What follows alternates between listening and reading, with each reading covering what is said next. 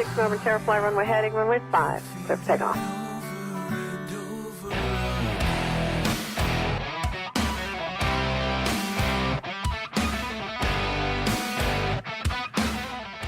From Psychic Sundays to E.T. Contact and everything in between, this is Spaced Out Sunday's Cosmic Passport with host Elizabeth Anglin.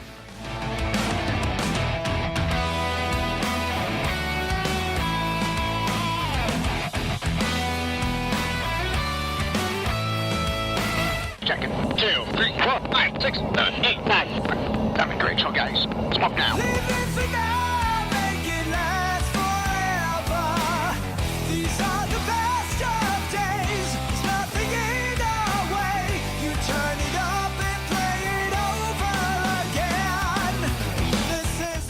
You can connect with Elizabeth on Skype at 505-908-9558 and Spirit for Peace. Follow Liz on Twitter at Elizabeth Anglin and hashtag SpacedOutRadio.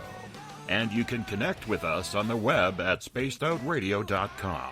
I feel the need for speed. You feel it over and over again.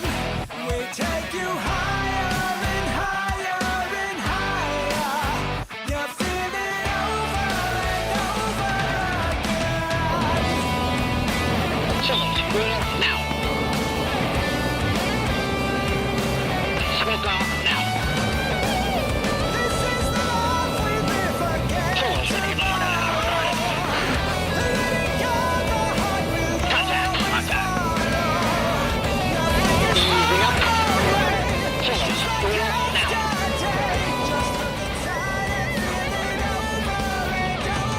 Rolling now. One left. Don't look much like Los Angeles to me.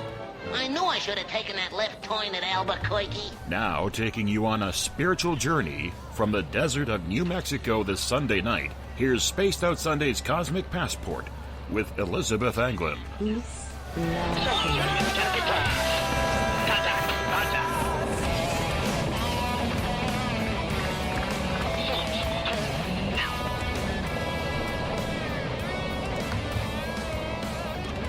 Smoke on now. Chillers, ready to get across. Speak now. Chillers, turn now.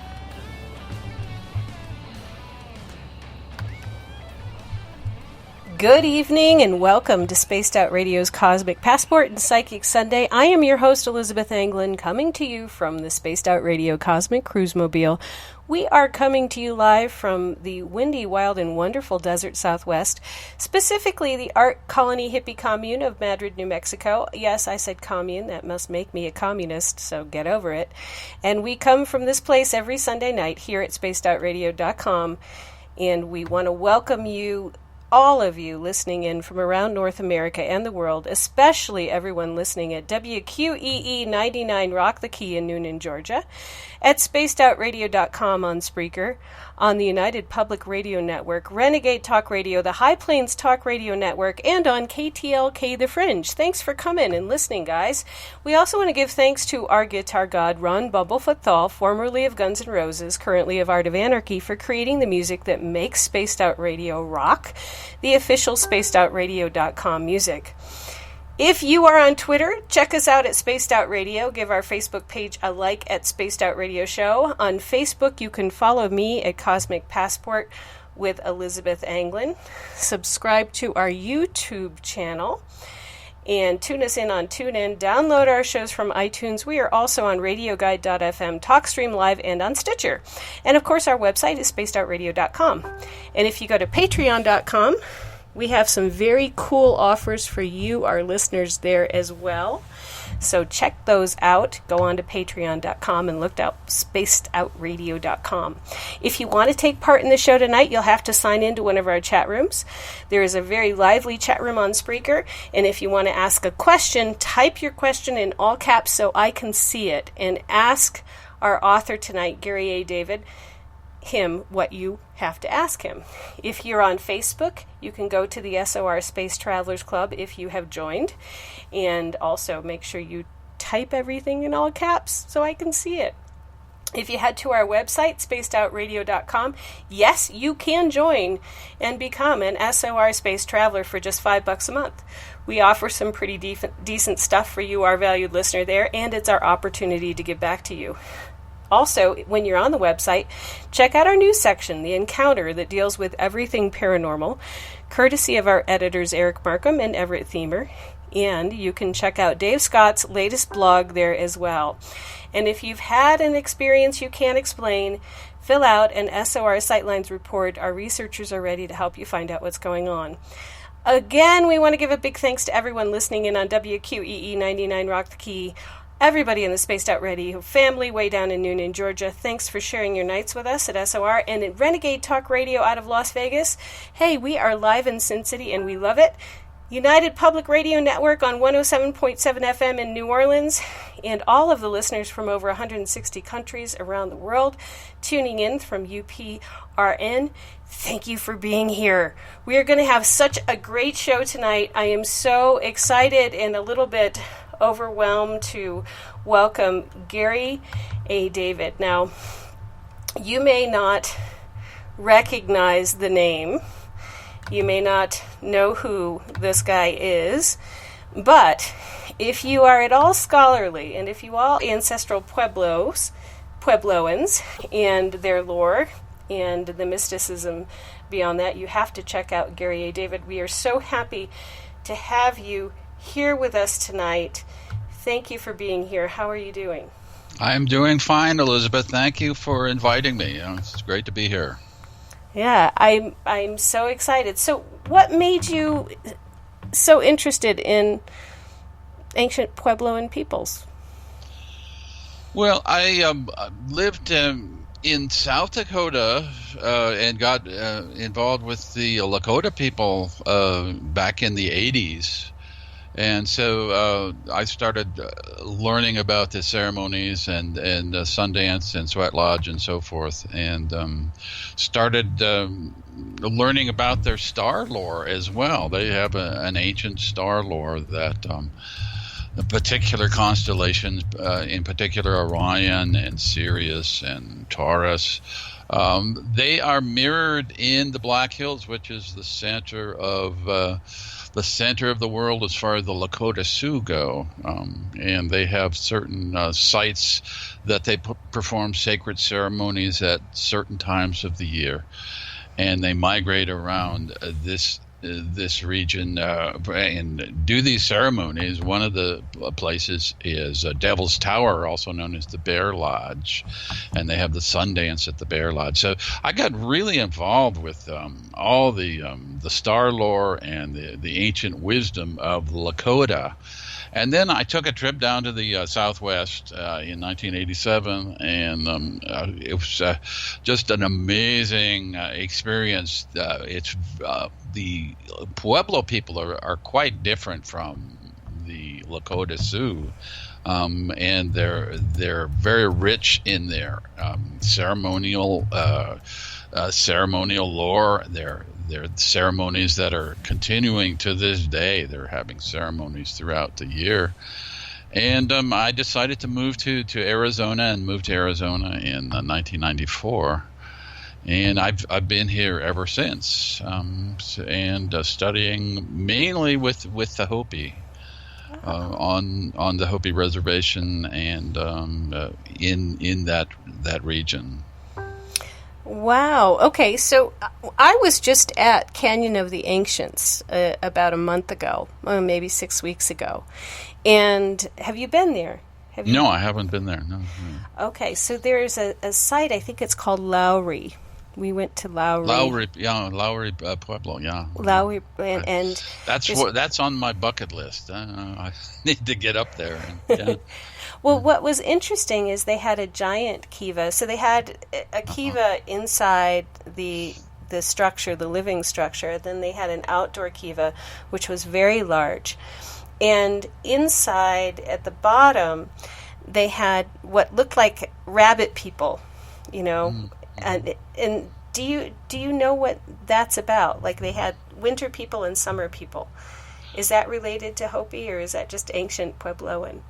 Do you know? Well, it is ancient Puebloan, and the summer and winter people are not part of the Hopi so much as mainly the Pueblo people along the Rio Grande, the Tewa and the Tiwa.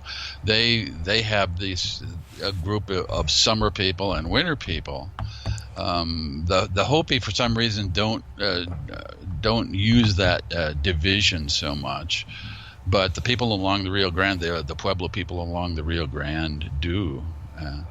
And, that's probably, the originally people that moved to the Rio Grande after they lived at, Canyon of the Ancients, Lowry, and that region. So, but there are people that were living in Chaco Canyon that a similar place that had these great kivas. Aztec is another place in northern New Mexico that has a restored great kiva, in fact, that you can go to this day and see what it actually looked like when it was built up. And that's really impressive, especially if you've been to Chaco Canyon and saw the great kivas there. And then, then go to Aztec and see, what a restored great kiva looks like. It's really, really impressive. I was, this past May, I had the pleasure of accompanying Graham Hancock and Santa Faya, and spent about a week going to various areas, including Chaco Canyon and Canyon de Chelly and the Hopi Mesas. So it was an incredible trip across the American Southwest that we took, and going to these ancient sites that still resonate with the ancestors. You can still feel the presence of the ancestors. And it's very, when we were at Lowry, we went to a couple other old ancient Puebloan sites. They were very peaceful. Did you go to Mesa Verde? I did not go into Mesa Verde. We were with Eric Markham, who's our science editor at SOR. It was my brother, sister, and Eric Markham and I who went to the Canyon of the Ancients. And there's one at the Visitor Center in Mancos, Colorado, which is just to the north of Mesa Verde. And then there are all these separate sites to the west of Mesa Verde, just north of Navajo, and we went up to those. So we went to the one at the Visitor Center. We had time to go to Lowry, which I thought was fantastic. It's probably the largest one in that little area. But we didn't go into Mesa Verde, and part of it is my brother is a retired park ranger, and, we were trying to enjoy the monument before it potentially gets closed. Yeah, that's always a danger. Before the political structure says, "Oh, you have to go away now," and so we were going to see as much of the different Puebloan sites as we could. We wanted to get to Chaco and didn't go, and I have mixed feelings about it living in New Mexico. I'm wondering what your take on Chaco is. Is it mainly ceremonial? Is there, what do you take out of Chaco? Oh, Chaco is an incredible, the largest Puebloan complex in the Southwest, and it's just mind-boggling. And there are different myths about Chaco Canyon. Some involve rather dark elements, perhaps sorcery, things like this. In fact, the Hopi look at Chaco Canyon and they see it as a place of former sorcery, and that the people migrated from somewhere else and went in there and kind of took over the place, and there was kind of a reign of terror there. So there, and cannibalism and these kinds of things that archaeologists have talked about in their work, and so it's an impressive, amazing place, and I strongly suggest anyone go there if they have the chance to do that.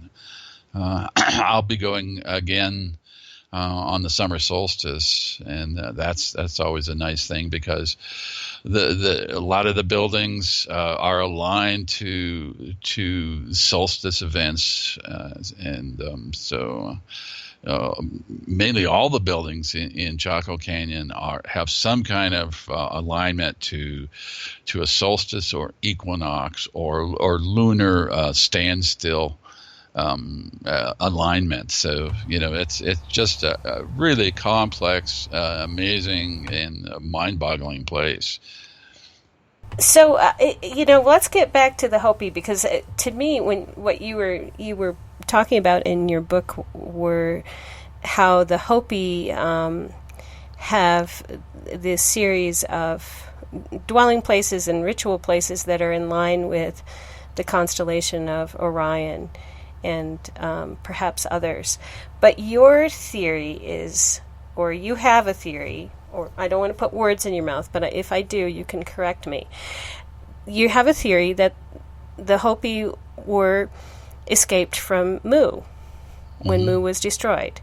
And you have some scientific evidence to back that up. But I couldn't quite get to where the constellations of the stars come in.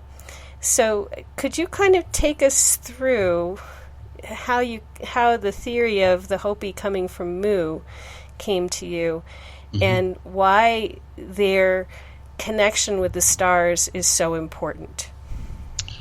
Well, the Hopi have this idea of cyclic worlds. There are a number of worlds, much like the Maya have this idea that one world is destroyed and another takes its place.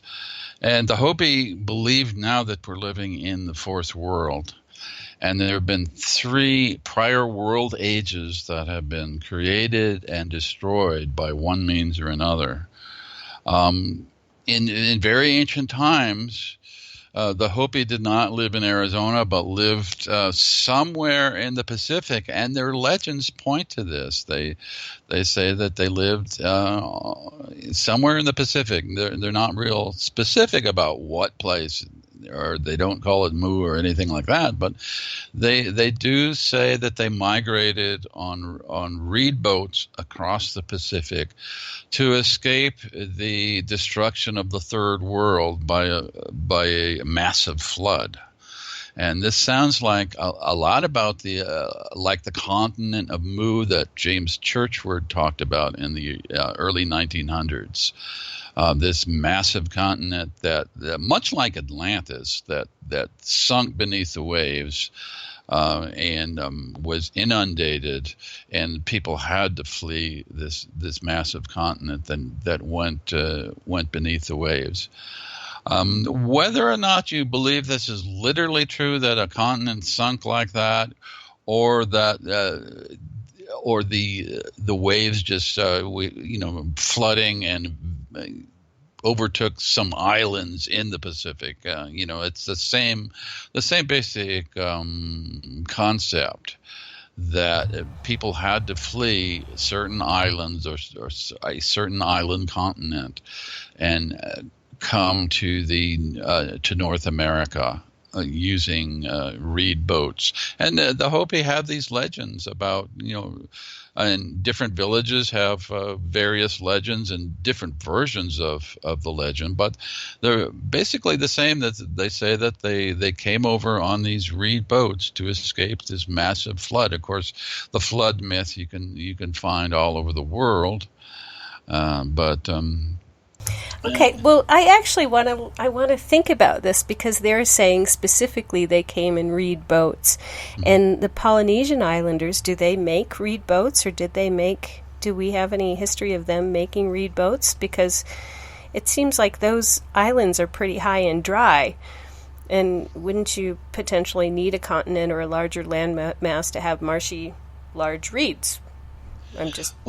I think you would need. There are not many reeds on Hawaii or Tahiti or Easter Island right now, but I think you're right that there had to have been a larger continent that grew these reeds. And they're much like the people at Lake Titicaca in South America. The kind of reed boats that they make. You know, the Hopi say that they're much like these reed boats that are still in existence today. Mm-hmm. So you know. It's hard to really say for sure. You know, there are different versions of the myth of the way the Hopi came into the fourth world. They, you know, escaped this massive flooding. Of course, there are different destructions of the first world and the second world. The Hopi say that the first world was destroyed by a fire, some kind of comet or asteroid strike that decimated the land that they were living, and some of the people went down into caverns and caves, subterranean tunnels to escape this cataclysm. And a few people survived and came up and went out into the second world. And the second world was destroyed by ice. Mythologically, a pole shift took place. There are mythological twins, supposedly at the North and South Pole. The Hopi conceptualized these twins sitting at the North and South Poles and controlling the pole and making it shift if they want to pull the axis off. So that happened, and a great ice age came. So, you know, this happened, you know, 10,800 BC. This cometary blast hit North America, and basically the whole world, because it affected parts of Syria and Europe and this area. But you know, so that the fire rained down and the first world was destroyed, and then the second world was destroyed by ice. And the scientists say that this is the Younger Dryas, about 9,700 BC.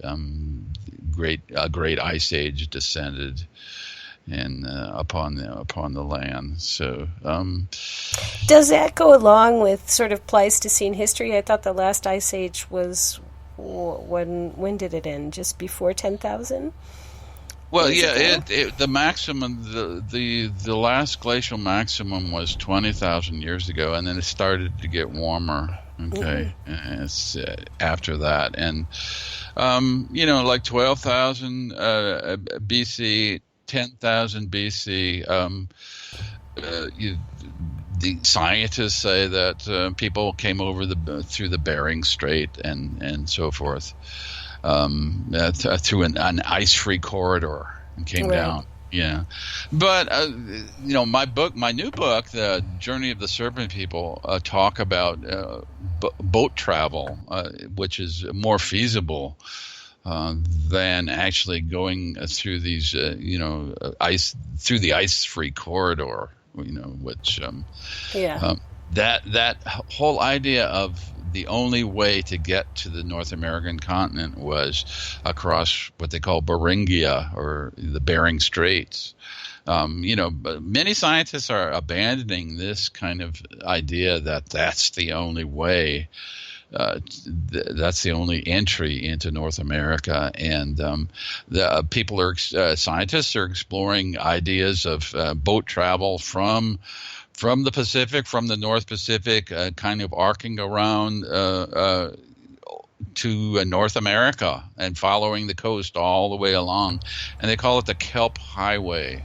Because you know, there's kelp going all the way from Japan up through Alaska and across, you know, to Canada and down to the coast of California and even down into South America. So, you know, if you would have food if you were on the Kelp Highway. You would just line up in your boats. And a lot of mammals, you know, thrived in this environment.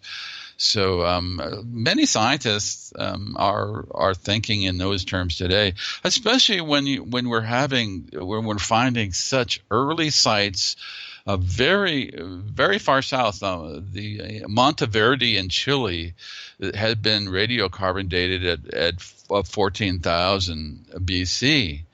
So, or even before that. And, at that time, there was a lot of ice across the Bering Straits and through Alaska and that area. But, we have this definite colony of people that lived down in Chile, at 14,000 BC. So they must have come by boat. And that's a big part of the book that I just finished. It came out within the last 2 weeks.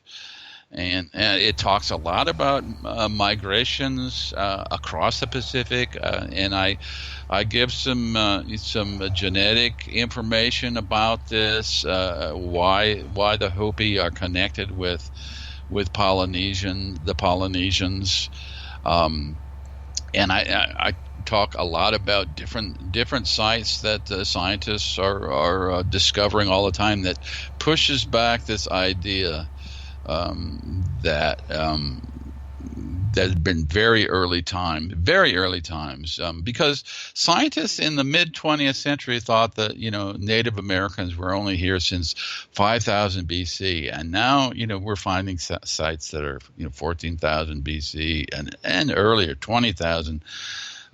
There's one site in Mexico, Valsequillo in Mexico, that's 200,000 years old. That's really controversial, but wow.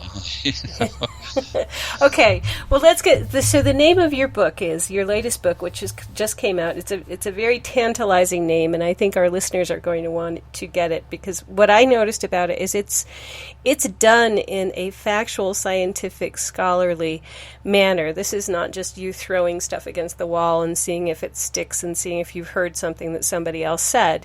You've actually gone back and done actual academic, scholarly research. So the name of the book is Journey of the Serpent People, Hopi Migrations and Star Correlations. Okay.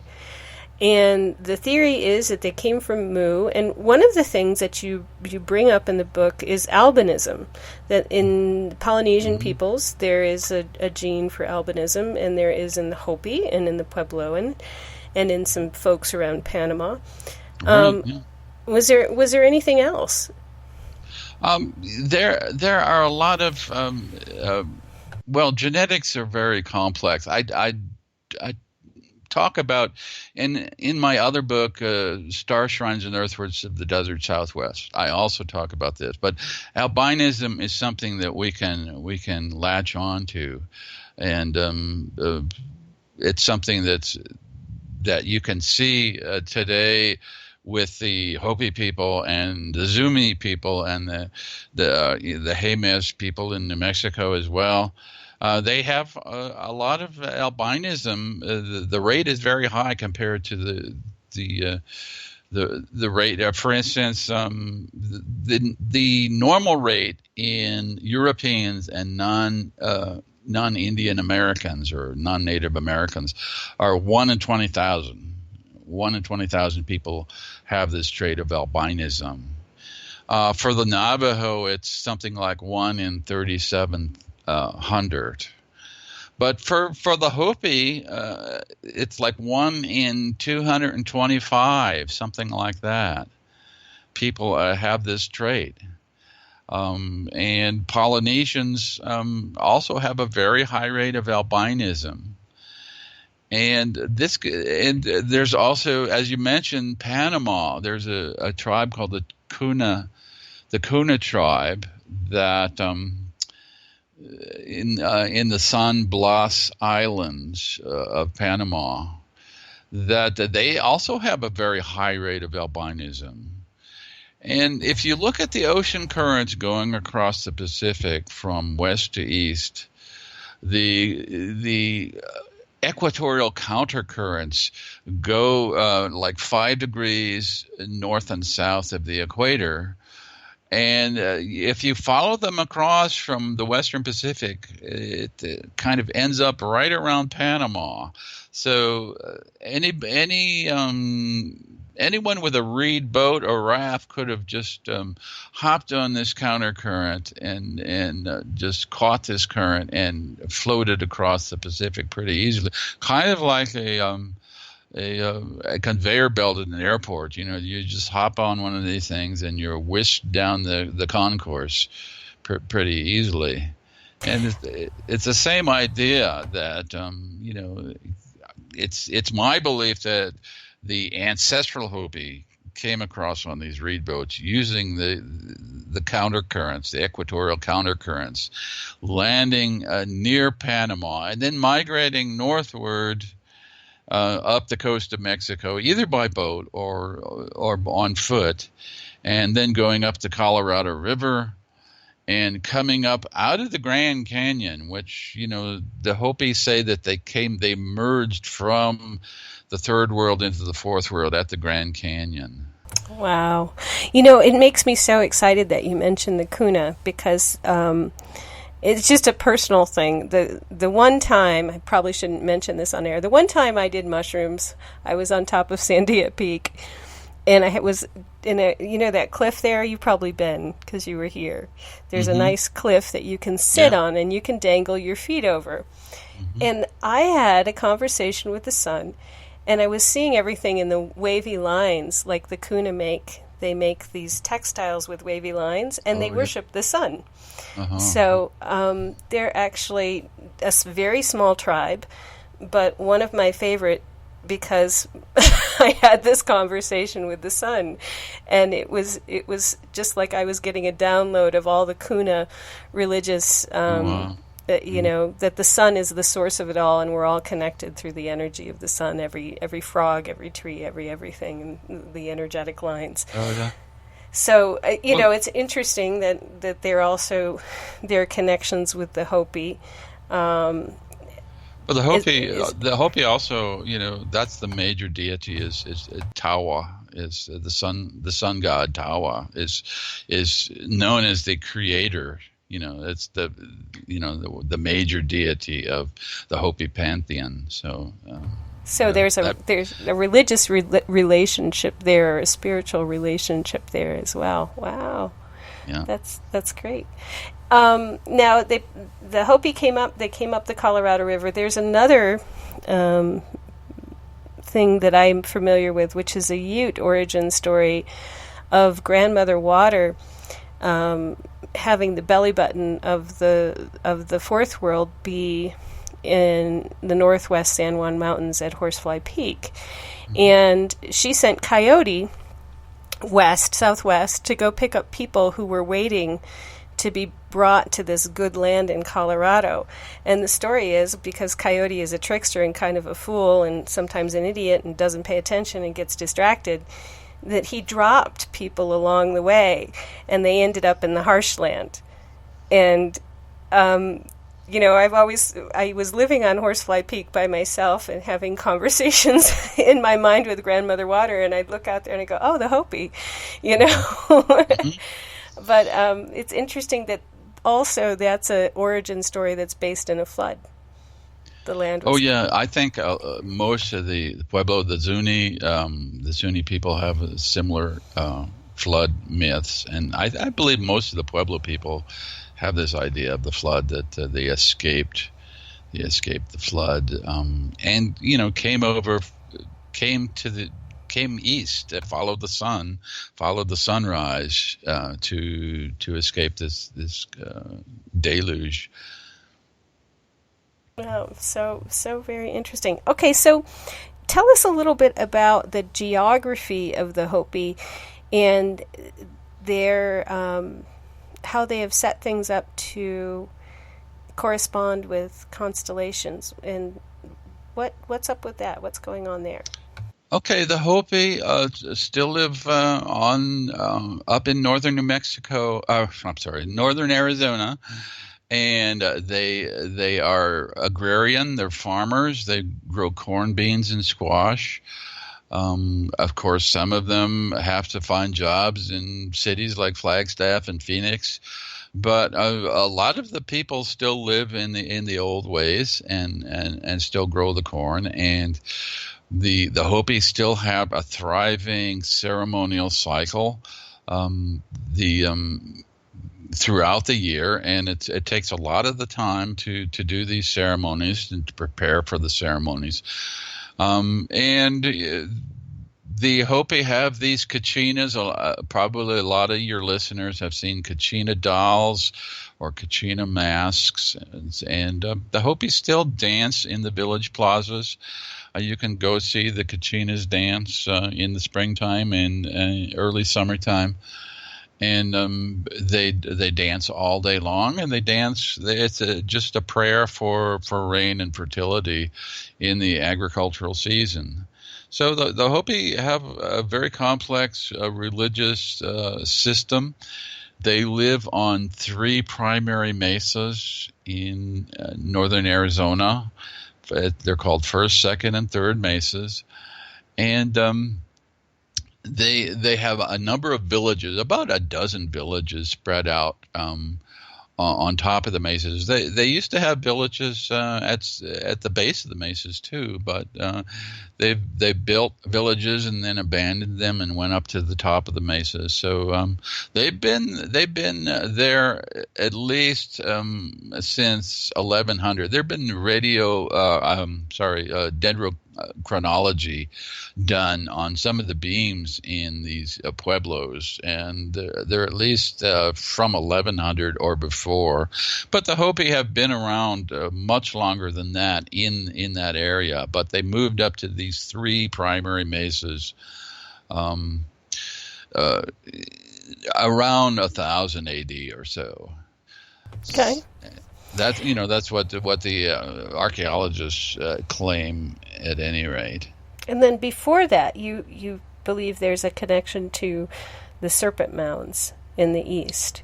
Oh yeah. Well, the Hopi, before they settled on these 3 primary mesas, they made this huge migration trek, and they went to the 4 directions. They went to the Pacific coast, back to the Pacific whence they came originally, and then they went up into Canada. And my book talks about these snake pictographs or rock paintings that they found in Alberta, Canada, and it shows pictures of those. The Snake Clan was up in Canada. The Hopi call it the back door of the New World. But they also moved. They made a migration down into Central America and Mexico, and some of the Hopi stayed down there and became the Maya. Oh. So they're very connected with the Maya people. Mm-hmm. And in fact, one way we know this is we found, the archaeologists have found Quetzal birds in burial sites all across the American Southwest, macaws and Quetzal birds. So these are jungle birds that are only found in the jungles of the Yucatan and that region. So they found these birds. So there was a thriving trade between the Maya territory and the Hopi Southwest. They also went to the east, as you mentioned, and they went to the Atlantic Ocean. And the Hopi have legends of interacting with the tribes in the Ohio Valley, the Lenni Lenape I talk about in my new book. And they even say that they helped construct Great Serpent Mound. The Serpent Clan helped to construct Great Serpent Mountain in the Ohio, southern Ohio region. So they made this great migrational trek, and it's kind of like a purification. It's a generations long purification rite that they underwent before they could settle in the center of the world, which they call the Tawana-Savi, the kind of the navel of the world, and that's the three Hopi mesas. Oh, okay. So we have a question from the Spreaker chat room from Craig. He wants to know how old you think the Serpent Mounds are, or. I think the Serpent Mound, a lot of standard archaeologists say they're, like the 1300s. There have been radiocarbon dated to 300 BC, but my book talks about them being at least 5,000 years old. Okay. And I have certain archaeoastronomical reasons for that, and it's hard to describe over the radio. But my psychic sense goes 6 to 8. So am I on or am I off? Let me know. What do you think actually for you? Well, I think that it's very old, and there's a guest. I don't know if you've had Ross Hamilton. He's the I talk a lot about Ross Hamilton in my new book, and he's the guy to talk about Serpent Mound with, because he's written a couple books on Serpent Mound, and he also believes that Serpent Mound is very old, 5,000 years old. So and it kind of goes along with the time frame that I found with the migration of the people, the Hopi, from the southwest to the east. The time frame that I've laid out in my book, it kind of goes along with that too. That the Hopi were there that early in the eastern United States. And would you say that in general the Hopi would be related to the mound builders, not just Serpent Mound, but there are other mounds along the Mississippi River Valley and south of there, or no? They definitely interacted with them. I don't know if they're related to them. There's an idea of giants, and I won't get into the whole giant thing, but that's another show. We'll do that in another hour. Show, yeah. Yes. But there's giant skeletons found all over these mounds in Ohio and in West Virginia and so forth. And I talk a little bit about that in my new book as well. And but the new book also talks about the star correlation, which is very important and started me on this quest that the three primary mesas of the Hopi amazingly correspond to the belt stars of Orion. And in fact, the Hopi have made a template on the Arizona desert that incorporates all the ancient villages, Wupatki and Homolovi and Canyon de Chelly and Navajo National Monument, Batatican and Quetzal. All these sites are incorporated in this template that form the constellation Orion on the Arizona desert, and it's very specific. I would urge your listeners to go to my website, theorionzone.com, and click on maps of the Orion zone, and you can see very clearly what I mean about this pattern on the Arizona desert that mirrors the constellation Orion. That's just amazing. It's amazing that they can do that. Now, are these places raised, or are they in valleys, or because we tend to think of ancient Puebloan places mainly being up on hills, and they can see what's going on down below, and it's also protected from should anyone want to raid. Do these places end up corresponding with hillsides or hills, or do they just put them in a couple anywhere? Of them do. A couple of the sites, Homolovi and Wupatki, are on little hills, not real big hills, but small hills. Canyon de Chelly is, of course, a canyon, and Navajo National Monument in northern Arizona is also in Sagi Canyon. So those two sites are in canyons. And those were Hopi before they were Navajo?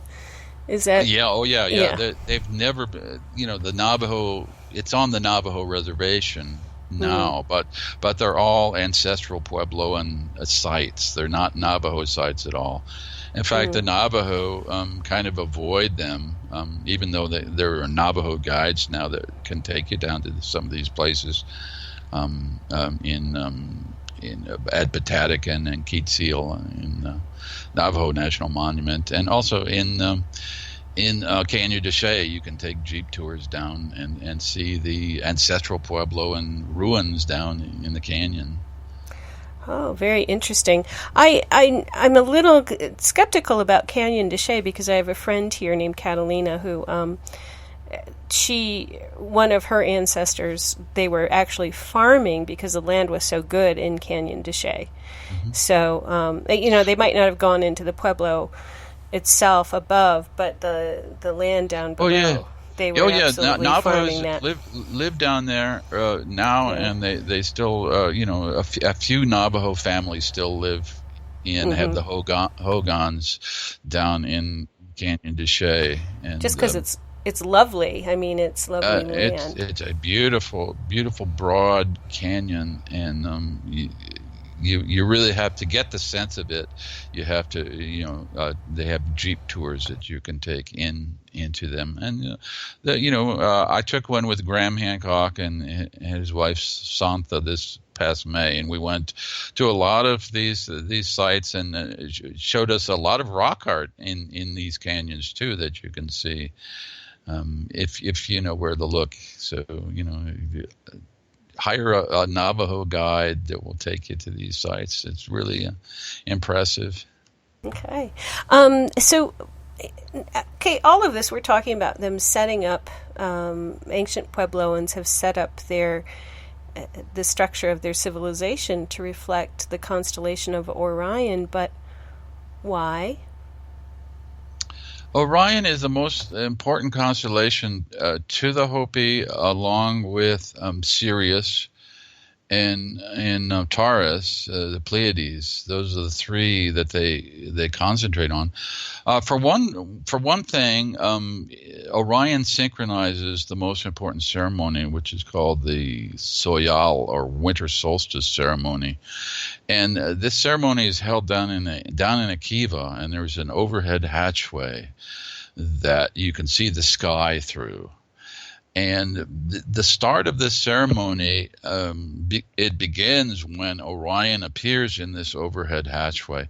So this basically solar ceremony, where the shortest day of the year, at a little after midnight, Orion appears in the overhead hatchway of this kiva, and that starts this particular ceremony, and it goes through the night and to sunrise. So, for one reason, the Orion is important in that sense.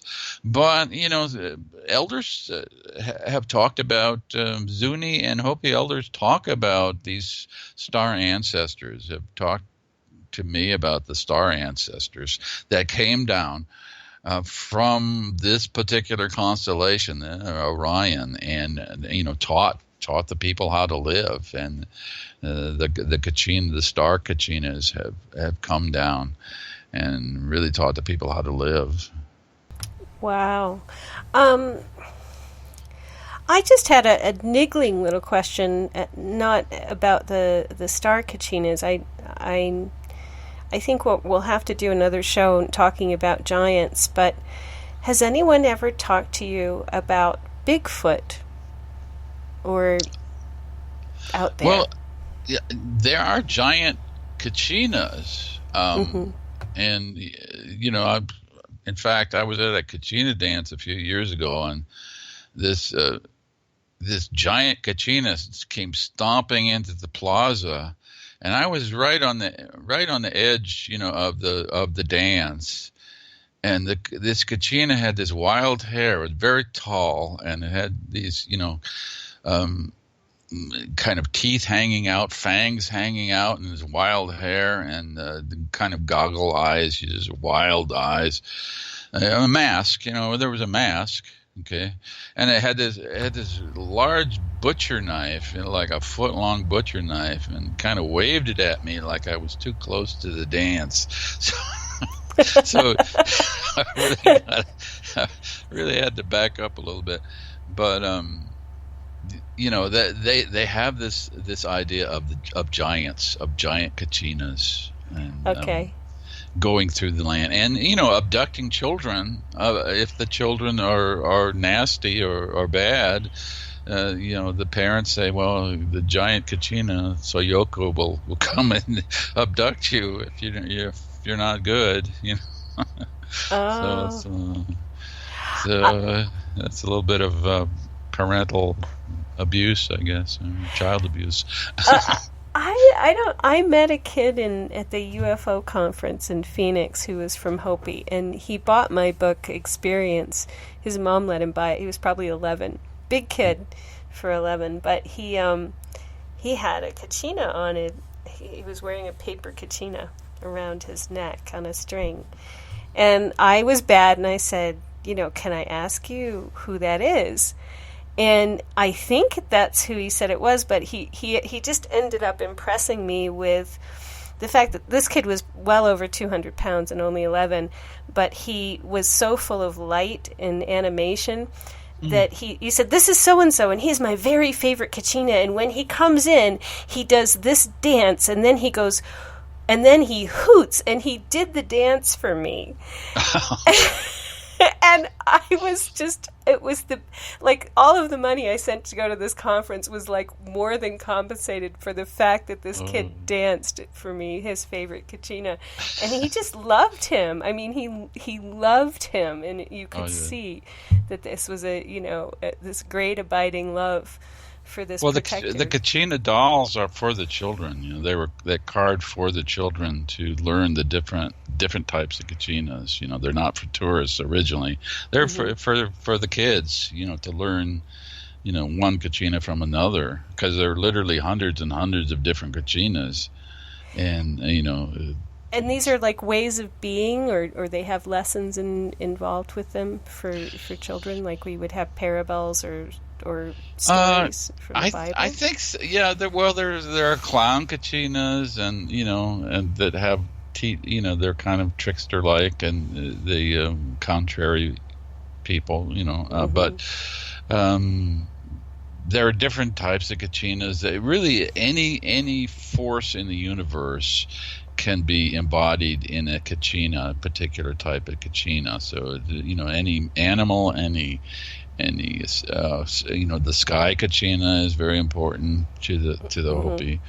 The Sohu kachina, star kachina is very important. And the Sohu kachina has 3 stars on the crest on the top of the head that kind of look like the belt stars of Orion, really. But I think that might be what he had on, because I could see something. But it was just wonderful, and I will never forget just cool. just watching. So your book, again, we're coming down to the end of the hour. We didn't have hardly enough time. Everybody wants to hear about giants. Everybody wants to hear about star people, and so if you have time, we'd like to invite you back in the next couple of months, or 3 or 4 months, if later is better. Sure, that'd be great. Okay. So tell people what your book is again. Okay, this is my 6th book. You can go to theorionzone.com, and there are free articles you can download if you want.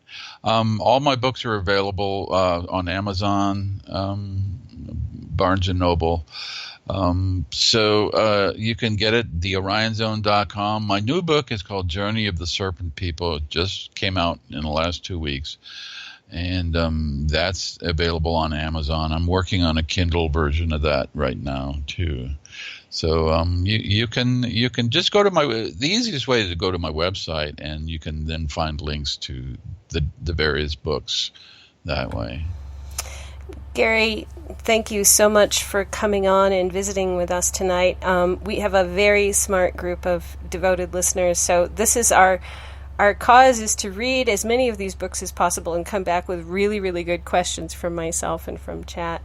in a few months. And thank you. We so appreciate what you've done and what you've brought to us this evening to explore. And sorry, we just scratched the surface, but gosh. There's a lot there to just come to the Southwest, and you'll be have your mind boggled with the wealth of information and beauty here in the Southwest. Yeah. And thank you, Elizabeth, for having me on. I really enjoyed it. Thank you so much. We're going to go to break, and after the break, we'll be back with Paul Simons in Paisley Town for Psychic Sunday. Stay tuned. Don't go away. We'll be right back.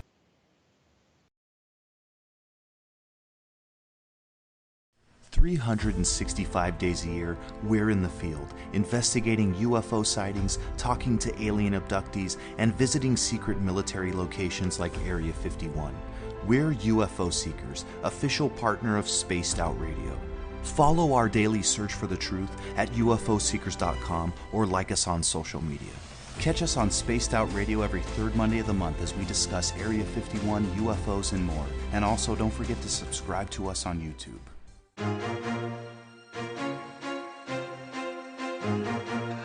From coast to coast to coast, Blacklight Uncharted is taking on the paranormal across Canada. From ghostly hauntings to the UFOs flying above in conjunction with MUFON Canada, we're closely investigating what's going on in the northern skies and checking out the apparitions that walk among us. Check out our videos right here at spacedoutradio.com. We want to know your thoughts, we want to hear your experiences, and we want you to share your stories. The answers are out there, and we intend to find them. Would you like to become one of our space travelers? All you have to do is click on the Space Travelers icon at spacedoutradio.com. For only $5 a month, you can get access to some great prizes, as well as private monthly shows, newsletters, and a members-only section on our website. Become a space traveler today. It's paranormal news at its finest. Welcome to The Encounter. At spacedoutradio.com, The Encounter online is SOR's trusted news source for everything weird and strange going on around the world. This is news editor Eric Markham. Our team of journalists are scouring the planet for those strange stories that rarely make the mainstream. No fear-mongering or fake news here. Head over to spacedoutradio.com and encounter The Encounter. Want to learn more about aliens, cover-ups, conspiracies, cryptids, and the paranormal? All you have to do is tune in S4 as we take over the Spaced Out Radio night, starting at midnight Pacific, 3 a.m. Eastern, each and every Saturday night, right after Spaced Out Saturdays. Hi there, this is Eric Cooper from Forest Moon Paranormal. Join me, Corey Ruse, and friends as we discuss the hot topics of the night. It's fun, entertaining, and as dark as the night. Find us at spacedoutradio.com.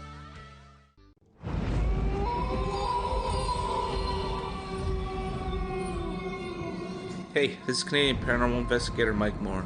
The third Wednesday of every month, I'll be teaming up with Dave Scott to bring you Ghosts of the Great White North. Each month, we will bring on guests from across Canada to discuss their ghostly encounters. Canada is a paranormal hotbed with stories you've never heard, so we're going to bring them to you. So get comfy on your Chesterfield, grab a donut, and join us, eh?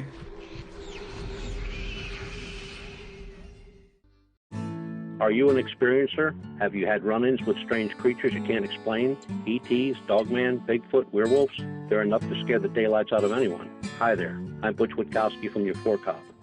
And on the last Monday of every month, you can listen to me and the host, Dave Scott, talk about the weird and the strange being reported on Spaced Out Radio. I'm going to bring my investigations and sources, you bring your experiences, and we'll figure out the rest together. Strange Days on Spaced Out Radio. Come tune us in at spacedoutradio.com. Have you had an experience you can't explain? Had a run-in with ghosts, maybe Bigfoot, or seen lights in the sky? Hi, I'm Mike Schmidt from the SOR Sightlines. I'm here to investigate your sighting. Head to spacedoutradio.com and fill out a report on the Sightlines. All your information is 100% confidential, and I will help you figure out what you've been seeing. File your report and let's find out the answers together. We're getting strange on Saturday nights. Hi there, this is Dave Cruz, and each Saturday, starting at 9 p.m. Pacific, midnight Eastern, I will take you on a tour of the weird and obtuse on Spaced Out Saturdays, from aliens to Sasquatch and every tinfoil hat in between. We got you covered.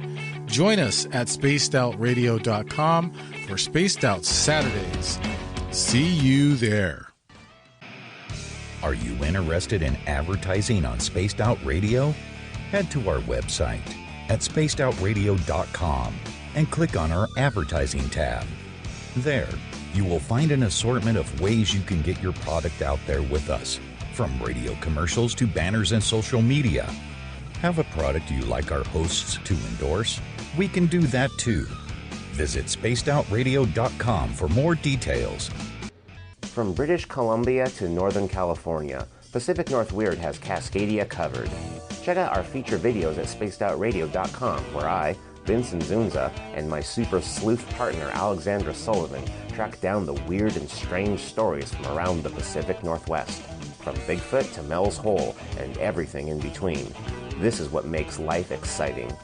So why report the normal when we can report the Pacific North Weird right here at spacedoutradio.com. Don't have time to listen to Spaced Out Radio live? Wherever you are, the car, the office, the shower, or even if you're traveling, we're right here for you. Each Spaced Out Radio show can be found on iTunes, TuneIn, and on our YouTube channel, Spaced Out Radio Show. It's the perfect way for you to catch up on our shows. For more information, just head over to our website, spacedoutradio.com, and tune in to us today. Looking for nighttime adventure? Old school radio that delves into everything out of the norm? Then check us out at Spaced Out Radio. This is Dave Scott. Every Monday through Friday, starting at 9 p.m. Pacific, midnight Eastern, we're going to take you on a wild ride ranging from conspiracies to true crime and every ghost, alien, and Sasquatch story in between. We're always live and we're always interactive with you. So join us at spacedoutradio.com, where together we own the night.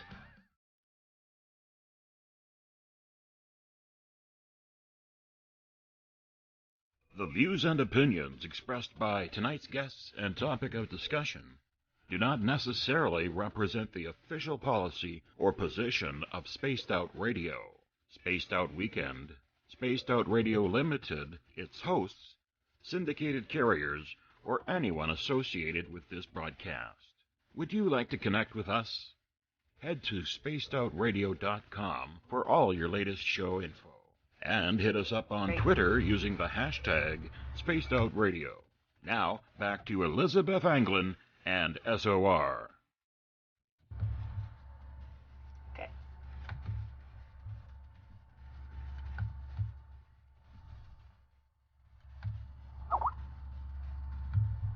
Hello, and welcome back to Cosmic Passport.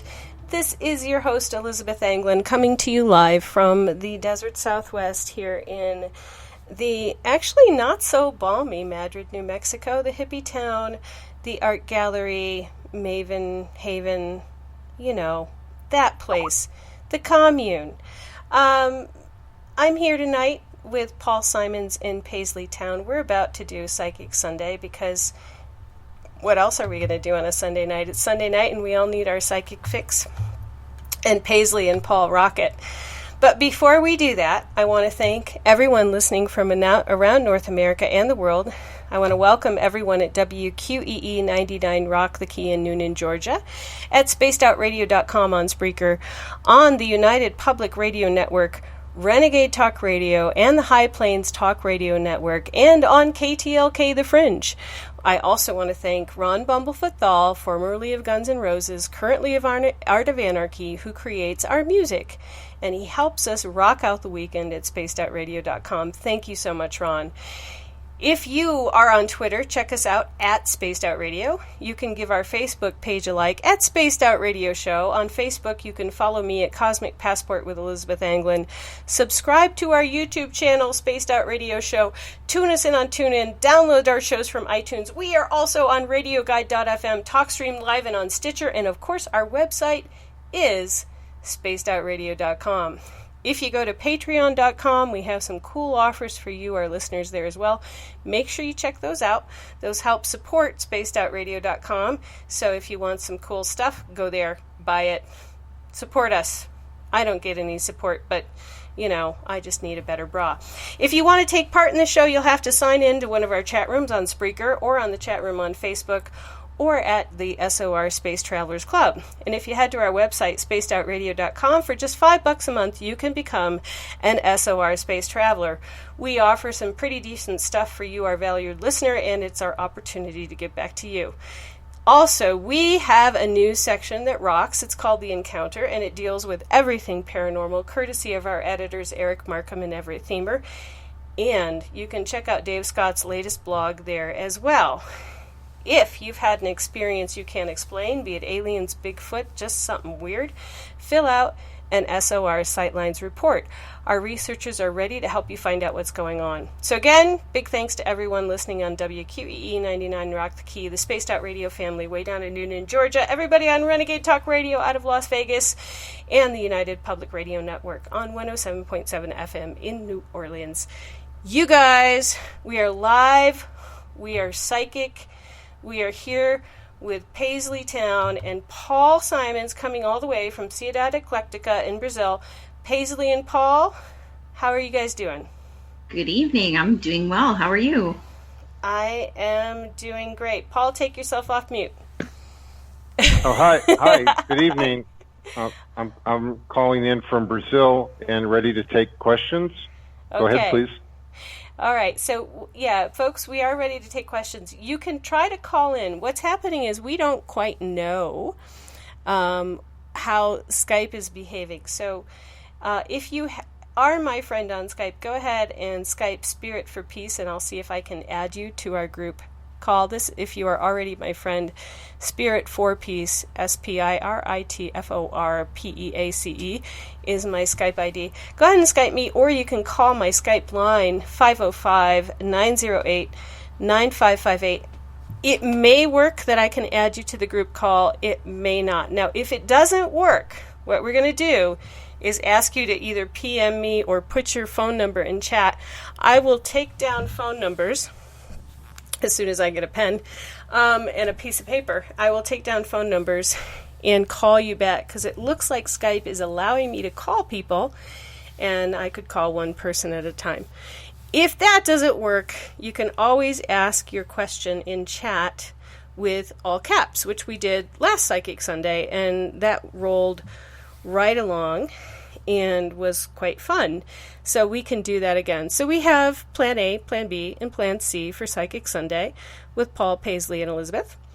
And keep it in mind, if you come in late, inform other people, all you wonderful folks in the chat room, inform them how it works.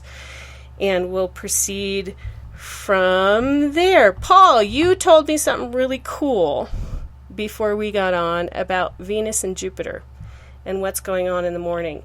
Paul's an astrologer too, by the way. So, well, we have Venus and Jupiter crossing this morning, and what that means is that Venus, which is being able to hear, being able to know, getting information, being expanded by Jupiter. So a lot of people are getting messages, they're getting information, they're getting additional information so that things that never made sense could make sense. And they're working through with their own intuition, with their own sense of knowing. And this is really a breakthrough day. It's very exciting. A lot of times people talk about the negative with astrology, like full moons are going to be bad, or a lot of people in the emergency room, or we're having an eclipse. God knows what's going to happen, and they get very much into fear. But this is a positive cycle. This is a cycle of knowing what to do, knowing what's going on, understanding things that have been a big mystery or a puzzle. And I feel very good about it. It's positive and breakthrough territory. So if we, would you say that people who get readings today are more likely to hear the information given to them? They're more likely to hear them, and they're more likely to act on the information. A lot of times, I've given over 25,000 telephone readings on an online site and personal readings, one-on-one and private readings. So I've worked with a lot of people. A lot of times you'll tell a person what the options are or what they can do or what the opportunity is, and they don't do anything. This is a cycle where people really understand the options, understand what they need to do, and do it. It's a real self-activation cycle. It's very exciting. So very, very cool. Okay, we have a question from the Spreaker chat room from Kit Kat. She says, I need a spiritual booster shot. I feel disconnected over the last few months. What's going on? And Paisley, would there be a numerological thing regarding that, or would this be something just for Paul? No, I would think it's more planetary for sure, because even I'm going through things right now. Okay. We'll get back to that too. So Paul, can you look at Kit Kat? I'm looking at Kit Kat, and I'm seeing that her right side is not as energized. It feels to me like her left side is better, but she seems like doesn't feel like she can move. She's lethargic, or she feels very shut down or limited. And it feels to me like it's from the eclipses in August, from the cycles that we're going through, and that there are changes that are in the process of happening or will be happening right now. And I feel like her life is kind of on a reset. Like whatever needs to be fixed or whatever needs to change is going to be reset and is going to change right now. And I feel there's a lot of upheaval and making space for the changes that need to happen. It feels like this is a big year for her, for Kit Kat. Wow, that's really interesting. So I know she doesn't have a question. Kit Kat, ask a follow-up, because I really want to know, if it's a big year for changes, what happens after that? Because, I always want to know, well, then what happens? So Kit Kat, if you want to know, type it in chat and I'll ask him. In between now and then, we have a question from Wyatt. He, in the Spreaker chat room, he says, I have been told by persons such as Elizabeth and Paisley wherein my path goes, and until recently I have been feeling a little stagnant. Does Paul see, hear, feel anything that I need to do in my immediate future, or does he see anything else I need to do for corrections? Well, what I'm seeing is like a line, a white line from the left to the right, like a horizontal line, and it's bright till about 2/3 of the way, and then it like stops or it gets a little darker, and it feels like there's some fear or some resistance to doing everything that Wyatt feels perhaps he needs to do. And I feel like he's got to be all in, that he may have some reservations or some doubts or some resistance to doing everything or making the sweeping changes he needs to make. And I feel like he has to execute the plan, not slow it down or sit on it. And it feels to me like there's a little bit of fear or resistance. But what I'm getting is that the plan works. It's well thought out, and he needs to finish executing it, and he'll be okay. But I feel like sometimes what if? Well, this is expensive. Well, what if this doesn't work? Well, what if? And people sometimes stop what they originally planned to do halfway through, and they're not successful unless they complete the plan. They have to execute it 100%, not 60%. And that's kind of where he's at. Okay, Wyatt, if you have a follow-up question, I'll look for it or Paisley will look for it in the Spreaker chat. Hey, Paisley, I've got SOR Space Travelers back, and so I'll watch SOR Space Travelers. Paisley will be watching Spreaker chat. We did get a caller in. Woohoo! Yay! We got someone added to the group call from area code 250. Who did we get? Which fish are you? It's Corey. Hey, Corey. It's Corey. Hey, how are you? Good. Hey, Paisley, how are you? Hi, Corey. I'm great. And nice Paul, to hear from you. Good. Nice. Yes, nice to hear your voice. And thank you, Paul, for what you gave me some advice a couple of weeks ago. Oh. So I wanted to tell you Corey. something that. Hi. I wanted to tell you something that really weird that kind of happened the other night. About 2 nights ago, I was in my basement, and I did have a little puff, but that was just maybe besides the point. I don't know. But I saw these vibrating, like if you were sewing and you did the zigzag pattern in front of my face. Yep. It must have gone on for like 45 minutes. And it was all electric colors, and it was just flashing everywhere. I could barely even walk. I could barely even walk. I was cleaning my basement. I could barely even do it. I know what it is. You were getting a galactic download, and you were getting the light code, which is electric, ultraviolet, blue, platinum, gold, vivid colors, and it sometimes can almost be like spinning wheels or geometric figures, but it's almost like you were in the background and all this stuff was going on, and it usually lasts for about, when I get it, it lasts for 30 to 45 minutes, and I've had it happen when I've been driving on the highway. That's awful. It's better if it happens in your house. Okay. I could barely, like I said, I could barely walk. I could barely think. I'm trying to organize the basement, do some cleaning stuff like that. And I was like almost tipping over because that's all I could see for about 40 minutes on the highway. That's was awful. These It's flashing lights in front of my face. Okay. I could barely, like I said, I could barely walk. I could barely think. I'm trying to organize the basement, do some cleaning stuff.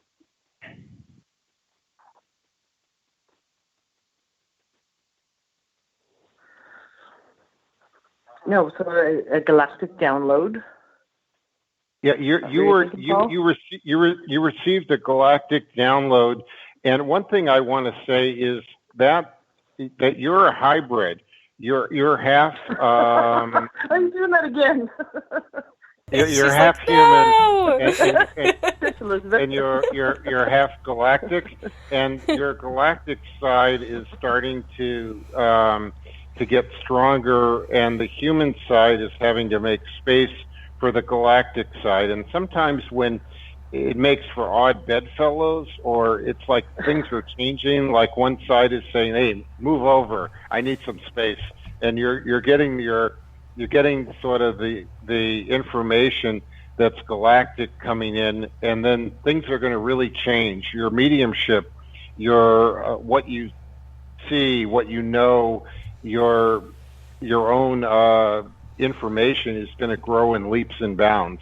I have this happen about once a month, once every 6 weeks. It sometimes happens more often. Sometimes it goes for a while, but it's when you're getting new information, and it's sort of like when you get a download of like Office 2016, you got to download it, then you've got to expand it, and then you've got to register it, and then you got to run it, and you got to turn off your computer. It goes through a number of phases before you can actually use it. So you just got a big download. A lot of times you need to sleep more to process it. So you may find that you're going to need more sleep in the next couple of weeks to do the processing. And 45 minutes of that means that you got quite a bit of light code, and you're going to have a lot of gifts, a lot of new things come in, and I feel you're also going to be finding that you're stronger, you have more energy, and your health, if you've got any health problems, it'll probably be repaired. Because when you get galactic downloads, usually there's a mission or there's some important work that you've agreed to do, and they rebuild you. It's like having an old car. You want to bring it to the junkyard, but it gets totally rebuilt, the transmission, the engine, everything. You're going to get any health problems totally cleared up like a miracle, like they're just going to go away. So there's going to be some changes, positive changes for your health as you get ready for this mission. Okay, because that's interesting you said that, because while this was happening, although I was almost like falling over because I couldn't walk barely because it was everywhere and it was throwing my balance off, I felt like I was so in tuned with, sounds so silly, with like the universal, just with my thoughts. I was so in tune at the time, but yet, I was feeling off balance because it was very interesting. Definitely nothing I've experienced before. Well, you're basically you were connected with the galactic core, and you had all the records of the universe, everything like open in front of you, and you were getting a download, but they don't really segregate or compartmentalize the information. So basically the whole library, all the information was open, and you were like on the receiving end. So you probably Yay. felt stillness, just a lot of energy, and it probably was a little bit overwhelming too. It's very powerful. Yeah, I ended up falling actually in my basement just after that because I lost my balance. Like I said, it went on for like 30, 40 minutes. I ended up losing my balance, tripping over stuff, which kind of isn't like me. Well, I'm glad it happened in your house, not on the highway. I had it happen on the highway when I was driving like for 45 minutes, and the whole time I was driving, it was like the light was coming in through the right side window and over the steering wheel and out by the left one and back, moving while I was in the car, and it was like hard to drive. So Corey, I have a question for you. Yeah, well, it depends what the question is. Well, remember when you were PMing me before this happened? Remember what you PM'd a couple me? Weeks ago? Yeah, a couple weeks ago. Like about you wanted to be recompensated or compensated for your work. Yeah. Do you still want to be compensated for your work? Yes, I do. Honestly. Yes, I do. So a galactic download does not do it. Just so we know, I want to make it really clear to everybody out there that Corey does not come cheap. A galactic download that makes you in touch with everything in the universe does not do it. You gotta do better because this is a negotiation here, or it was 2 weeks ago, but. This sounds It still is. Yeah, it still is. But see, what good is all this information if I can't pull it out and use it? Sometimes I can. Like I can be very brilliant. I can be dumbass too sometimes, but I can be very brilliant. But what good is all this if I can't pull it out? Well, you will be able to. You were asking for information, or you wanted more information, and they gave you new mediumship, access to higher dimensions and frequencies, and I feel like you have a concurrent life, and you've got a life on a different star right now that's going on, as well as your life on Earth, and you have access to the concurrent life, and that's what's going to be apparent as this download finishes processing, and you're able to connect with that concurrent life. And I feel like it's actually an ascended master that is on a star that you're going to be working with. So you're half human, half ascended master yourself, but the ascended master side, I feel, has been kind of like a sleeper, or it's not been totally working, and it's going to start working. And I feel like you're being called in to do a big mission to help the world or help mankind, or basically there's some big thing that's being activated, that this isn't just another little thing. This is a big deal. Oh, wow. Big conference. Big conference. Sorry. she's no, it's doing good. it. It's good. It's good. Yeah. Spaced Out Questers Conference, September in 100 Mile. Yeah. Good. Worldwide. That's not it. We do that every year. That's not it. It'd be good to do that, but that's not what he's talking about. No, I know. I don't know what he's really talking about. I'm teasing. Well, what I feel is that you were getting a lot of information that you couldn't understand, or you didn't have, or you needed for the next phase. And it's like being given to you now because you're ready to use it or ready to move on it. So this is, again, a very positive development, but it's sort of need to know, or you don't get it until you're ready to use it, or you've made it to the point where you can use it. And I feel like you're ready to do something important, and that's why you're getting the information. And it will take a little while to fully be downloaded in terms of run and processed and know what to do with it. But I feel like your mediumship's going to get a lot stronger. You are going to need to sleep more, and you're going to notice that your health gets better. I don't know that you've got any pressing health issues, but you're going to have more energy, be stronger. Things that maybe were bothering you are going to just not be an issue anymore, but somehow they just disappear.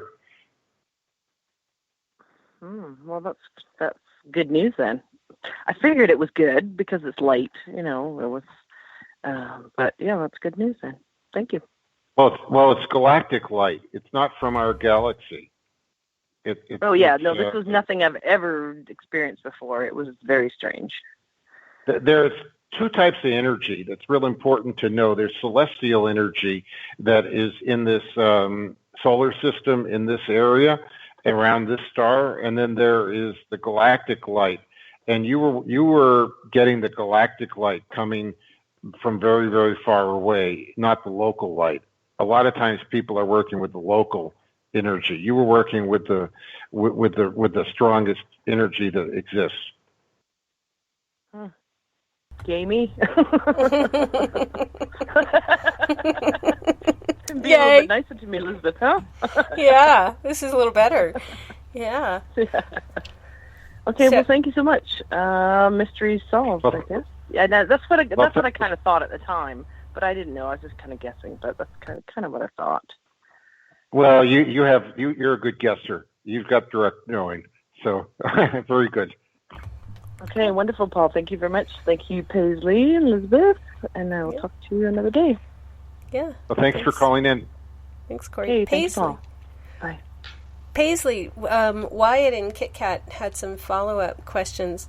Yes, and also Craig and Nick and Shar. So we've got plenty of questions.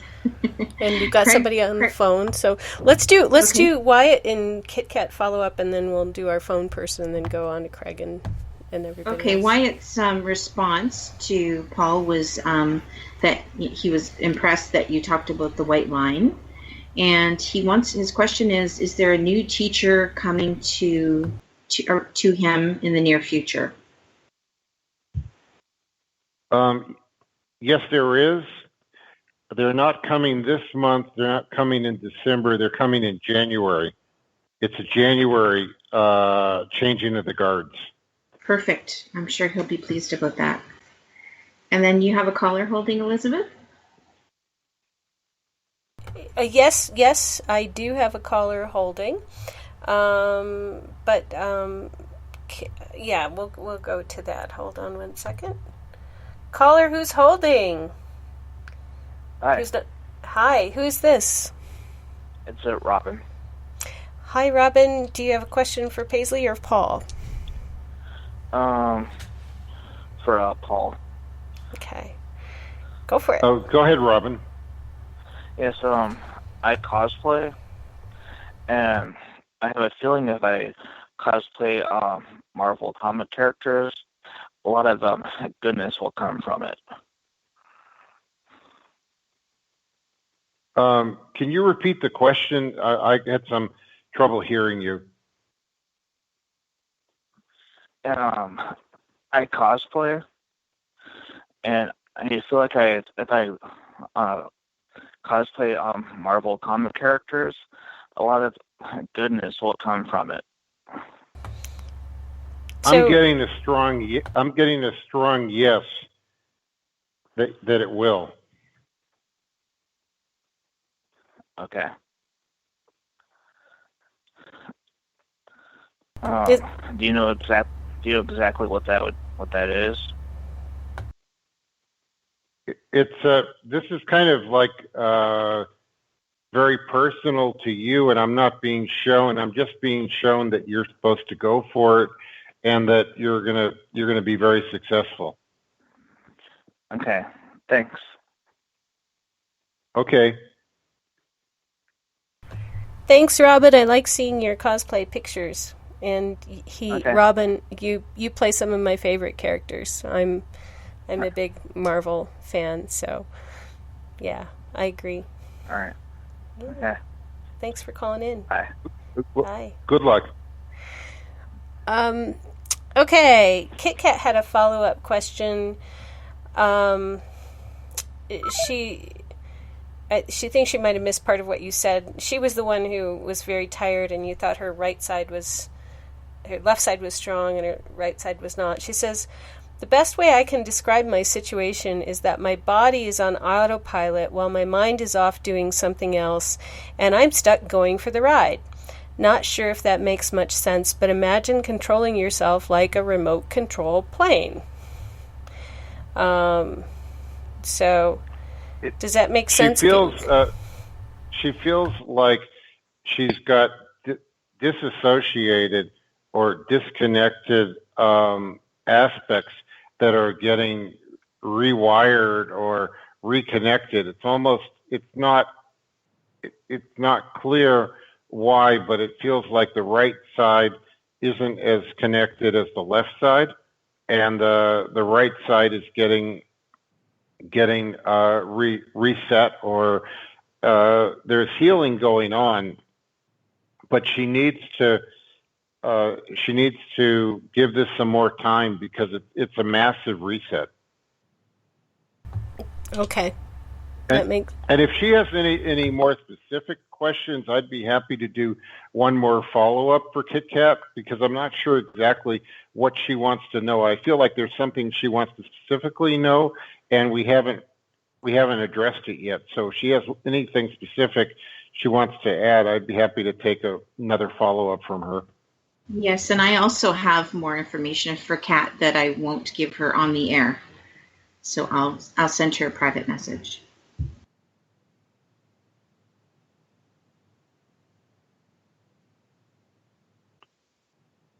No, she was asking about a recent trip. She was going to ask Paul about a recent trip of hers that she took.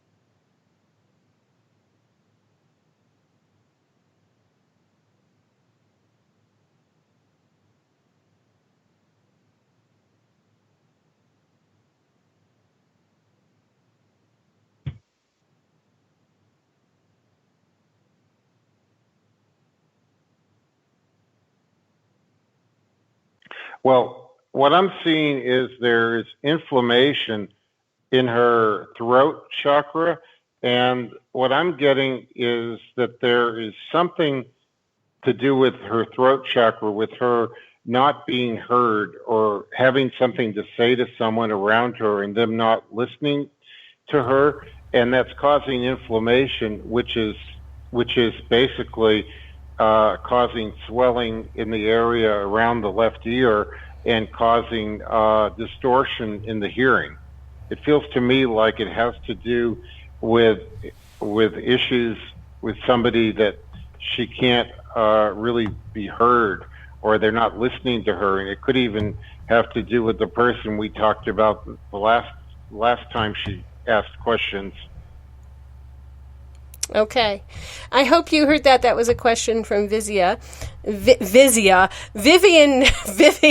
the SOR Space Travelers chat room. She said she had been hearing a lot of screeching in her left ear for a number of years.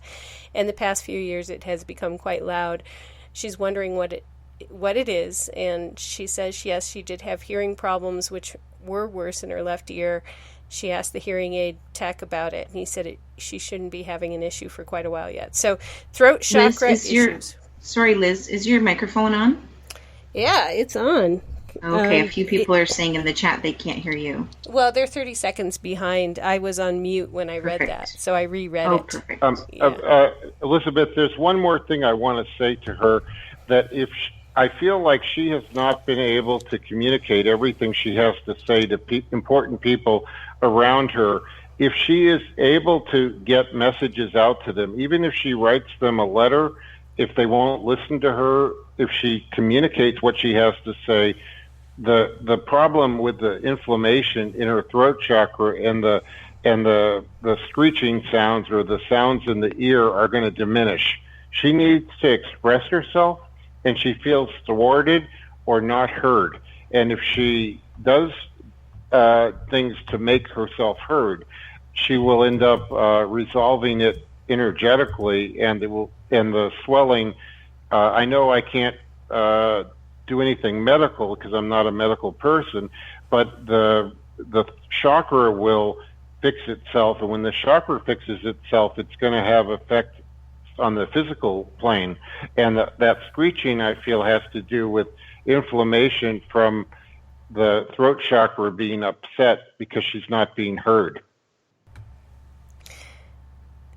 Could it also, Paul, have something to do with, as she's waiting for her man to get better, that she's also not experiencing her heart's desire right now? Well, I think she has some things to tell him that she hasn't been able to communicate. And I was thinking more like there's messages that have not been delivered that are just sitting in her throat chakra that she needs to express. And like the man, possibly other family members, possibly other people close to her. I feel like she tries to be correct, nice, supportive, and do what other people expect her to do. And she needs to sometimes say how she feels. And I feel like she either isn't heard or doesn't say everything because she's trying to be a nice person and not upset the apple cart or do what people expect of her. But she's got to really speak her mind, and that will release that built-up pressure, and the inflammation is from the pressure in the chakra, and the inflammation is causing the distortion with the hearing or the sounds.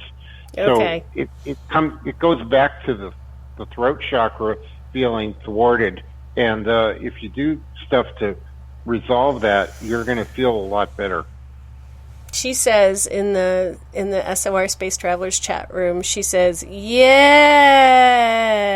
So that's a big yes for what you're saying. Okay, well, good. Well, thanks for the question. Yeah. What do you got, Paisley? So in the speaker chat room, Craig has a question for Paul, and he wants to know, what is the most important thing for him to be doing right now? What is the most important thing? What should his focus be on right now? Well, what I'm seeing is he's having a huge ascension shift, or a lot of communication. There's a lot of new messages, new information coming in. I feel like he should just be receptive and be open to what's going on. It feels like this is a huge growth cycle. There's a lot of uncertainty. What do things mean? What am I doing? What should I do next? Don't overanalyze it. Just be open and go with it. I feel like he's reconfiguring, that this is a year of change and a year of growth, and he needs to be open to it and not have any fear or doubt that he's being called up, or he's being activated, he's being downloaded, he's getting a lot of new information, and he's growing. But a lot of times that can be baffling, worrisome, disturbing, can cause a lot of concern because you don't really know where it's going, or what's next, or how do I use it, or what do I do with it, that type of stuff. And he needs to not be overanalyzing it, just be open. I feel that his whole life is changing, and it's not even over, it's just starting. Oh, beautiful. That's a great reading. Thank you. We have, one more question from our chat room. We have a gentleman who calls himself the Champ, and his name is Nick. And he wondered, Paul, if there was a message from his friend Shauna Hunter for him. Any messages from Shauna? Okay. Well, Nick, when I look at messages, I just tell you what I get. I don't always know the full context. What I'm getting with Shauna is that she wants to let you know that she's working on things, and that things are going to get moving. And I feel like there's a feeling that when are things going to get back on track, or what's going on. She intends to, and she will be back, and things will be better. But she's working on things, and she's asking you to be patient, and she's not apologizing for it. I just feel like she has a lot on her plate, and she will be back, and it's just asking you to keep the faith. Awesome. That's a great message. And one last message right now from Sandra. She's wondering if you could provide any information regarding her face-to-face encounter that she had many years ago with alien contact. Her name's Sandra. Okay. What I'm getting with her is there's unfinished business, and that the aliens or the contact that she had, it relates to something from a past life and something that wasn't completed, and that there is more to come this lifetime. I don't know. She didn't ask about that specifically. Is she going to have more contacts and more going on? I'm seeing that she will, and that what she is supposed to do, or the opportunity, if she chooses to do it, is to resolve some things that have been sitting unresolved from the original contact in a past life. There's still some things to clear up or to resolve, and that she will have an additional contact. Wow, that's excellent. Good news. So in the meantime, we've got one more question from Kit Kat. She's got a question about her love life. Okay. If you have any insight for her.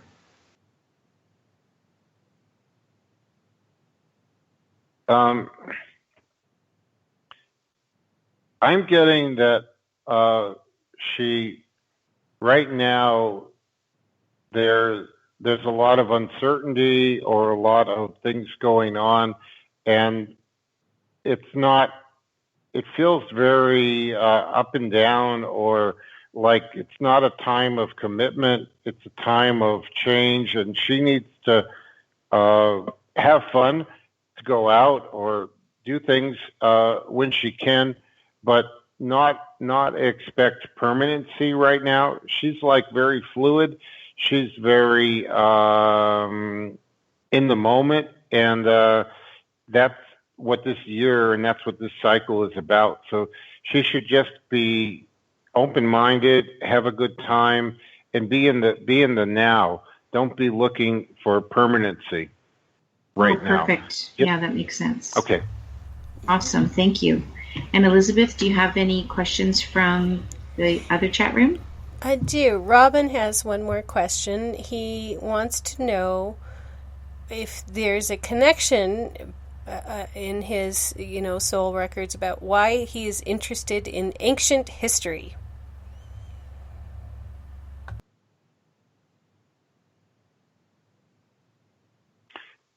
I'm getting that he has a significant role that he's played in ancient history, and he's actually a known person, a significant person, and he's I feel he's called back to that time, to that period, and like what was leading up to it and what happened afterwards. And I feel he was very invested in that, and that he still feels a connection to that part of the world. And it's a specific area that he lived in and he made a difference in.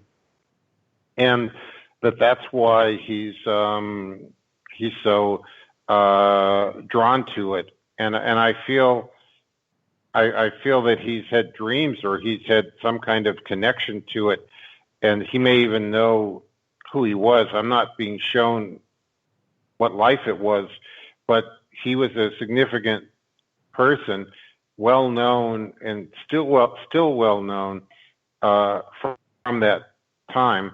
And I feel like he made a difference, but he knows about the history before that time and the history after and what he did. Excellent. So there you go, Robin. Paisley, anybody? I do. Go Teresa has a question. I'm just reading it for the first time now. So it says, my boyfriend Jesse, my daughter's father, hasn't been home in weeks now. No call, no nothing. Where is he? I assume he's left for his own reasons. I want to know if I should be worried about his safety and out there trying to find him at this point, or is it time to leave him be and let him go, as this is what is best? Starting to get worried and want to know if I should be worried for his safety, or is he just being a jerk or a coward, or doesn't have the respect to tell her what's up? Well, what I'm seeing is that he is not sure what he's doing with his life. He's kind of lost. He doesn't have a 1-year plan, a 5-year plan, a 10-year plan where he wants to be. It's almost like he's like on a raft in the South Pacific, hoping to hit land and he's on the ocean, and he doesn't know what direction he's going, when he's going to run into land, if he's going to run into land, or if he's even going to make it. He just seems very lost. And he's not doing this to spite you. He's not doing it out of anger. I just feel he's lost, very irresponsible, and not making any effort right now to be responsible. And it's sort of something where he has to say, I don't want to be like this. I'm going to make a plan, a 1-year plan, a 5-year plan, a 10-year plan, what I want to do, where I want to be, what I'm going to do to get there, and then follow the plan. And he doesn't even have a plan. So I don't think it's you, but I don't feel you can count on him. And it's almost like if you see him, if he comes back, if he calls, if he visits, that's okay if you're okay with him coming. But I feel like he's not dependable. You can't count on him. You may not even want to see him if he's not going to be dependable. But in any case, at this point, he doesn't know what he's doing, so he can't really be there for the child, be there for you until he gets his house in order, till he agrees to assume responsibility, and he makes a plan. And he hasn't done any of that. I think he's actually running away from being responsible. That makes a lot of sense based on her question. Thank you very much. Mm-hmm. Just one more quick follow-up question. I think we'll have time for this before we go to commercial break in a few more minutes. Wyatt, we gave him information earlier to wait for his teacher to appear to him in January. And his follow-up question is it a man? Is it a woman? How will I know when I see this teacher? Okay. That's like 2 or 3 questions. Is it a man? Is it a man? It is a man.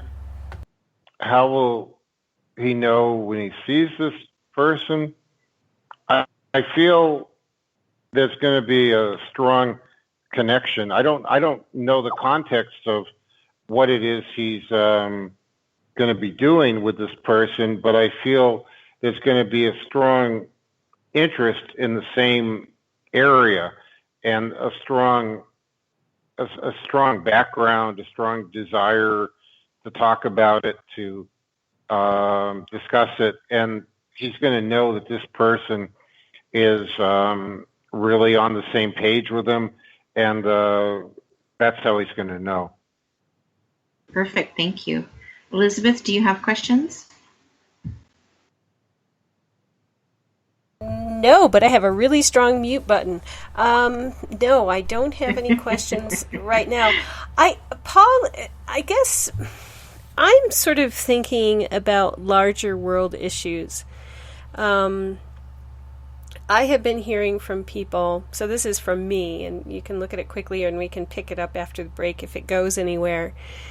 People keep feeling like something is happening, or that the pot's been stirred in the astral plane in a not good way. So, for example, I had a friend who just went to the Midwest, and she was basically seeing all sorts of entities and predator beings running around, and this is in a part of Indiana that is, they have a lot of drug issues. There's money there from manufacturing, one of the few places in the U.S. where there's still money for manufacturing. And a lot of people have gone up from Louisiana to live there and be part of the manufacturing process, but then there's just meth and everything else going on. But she felt like there was something else going on in the broader world, especially with the United States, in terms of a shift. Is there a shift happening this month that people should be aware of? Well, there's a shift that's been going on since December 21st, 2012, and it's continuing. And what it is we're getting stronger and stronger light being brought onto the planet. And as the light code gets stronger, it lights up all the shadows. And you're seeing it with pedophiles being caught, with people speaking out about abuse, with dictators, with people doing bad things being exposed. Things that were hidden for decades are now not able to be hidden anymore. And you're seeing people's secrets or shadows being exposed, and you're seeing things that were kept quiet or people didn't talk about coming to the surface to be released. And there's a lot of negativity that's come up to the surface to be dealt with and resolved. And sometimes right before things clear, there's like death thrashes, or there's a lot of noise, and we're seeing a lot of stuff on the surface to be addressed so it can be healed and it can be released. And a lot of stuff is being released. So you're basically having hundreds of millions of people having their stuff all being released at the same time. And there's a lot of fear, a lot of chaos, a lot of stuff to deal with, a lot of exposure. And then you're seeing it in companies, you're seeing it in states, you're seeing it in sovereign governments, and in block trading blocks, and that Brexit thing with the UK and the European Union about leaving and about things aren't right or we don't like this. You're seeing it all over, and she's picking it up in Indiana, but it's happening all across the world, and it has to do with the light lighting up the shadows and things having to leave. And I know it seems like it's getting worse, but what we're doing is we're releasing a lot of energy that's going off planet and isn't coming back. It's actually going to be better. But when you have things in their death throes and they're just really out there, and it's like someone drowning, they would drown someone else while they're drowning themselves. You've got a lot of chaos and a lot of craziness and a lot of people snapping and stuff going on. So difficult time, but at the same time, a lot of stuff's being cleared, and a lot of stuff that's always been there is being addressed that people refuse to address or didn't talk about 10 years ago or 20 years ago, and now it has to be addressed. Great. So, I'm gonna stop you there because we have to go to break.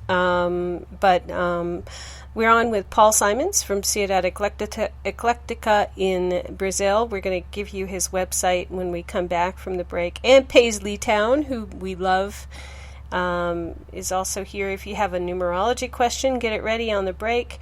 We'll be back right after these messages with a question from Christopher. 365 days a year, we're in the field, investigating UFO sightings, talking to alien abductees, and visiting secret military locations like Area 51. We're UFO Seekers, official partner of Spaced Out Radio. Follow our daily search for the truth at ufoseekers.com or like us on social media. Catch us on Spaced Out Radio every third Monday of the month as we discuss Area 51, UFOs, and more. And also, don't forget to subscribe to us on YouTube.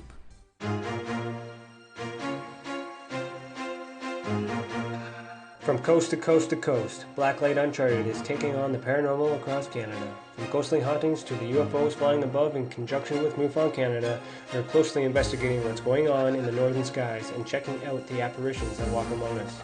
Check out our videos right here at spacedoutradio.com.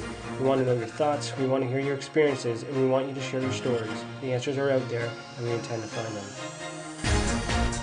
Would you like to become one of our space travelers? All you have to do is click on the Space Travelers icon at spacedoutradio.com. For only $5 a month, you can get access to some great prizes, as well as private monthly shows, newsletters, and a members-only section on our website. Become a space traveler today. It's paranormal news at its finest. Welcome to The Encounter. At spaceoutradio.com, The Encounter online is SOR's trusted news source for everything weird and strange going on around the world. This is news editor Eric Markham. Our team of journalists are scouring the planet for those strange stories that rarely make the mainstream. No fear-mongering or fake news here. Head over to spaceoutradio.com and encounter The Encounter. Want to learn more about aliens, cover-ups, conspiracies, cryptids, and the paranormal? All you have to do is tune in S4 as we take over the Spaced Out Radio night, starting at midnight Pacific, 3 a.m. Eastern, each and every Saturday night, right after Spaced Out Saturdays. Hi there, this is Eric Cooper from Forest Moon Paranormal. Join me, Corey Ruse, and friends as we discuss the hot topics of the night.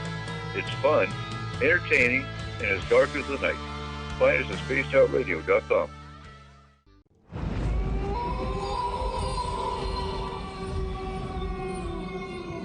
Hey, this is Canadian Paranormal Investigator Mike Moore. The third Wednesday of every month, I'll be teaming up with Dave Scott to bring you Ghosts of the Great White North. Each month, we will bring on guests from across Canada to discuss their ghostly encounters. Canada is a paranormal hotbed with stories you've never heard, so we're going to bring them to you. So get comfy on your Chesterfield, grab a donut, and join us, eh?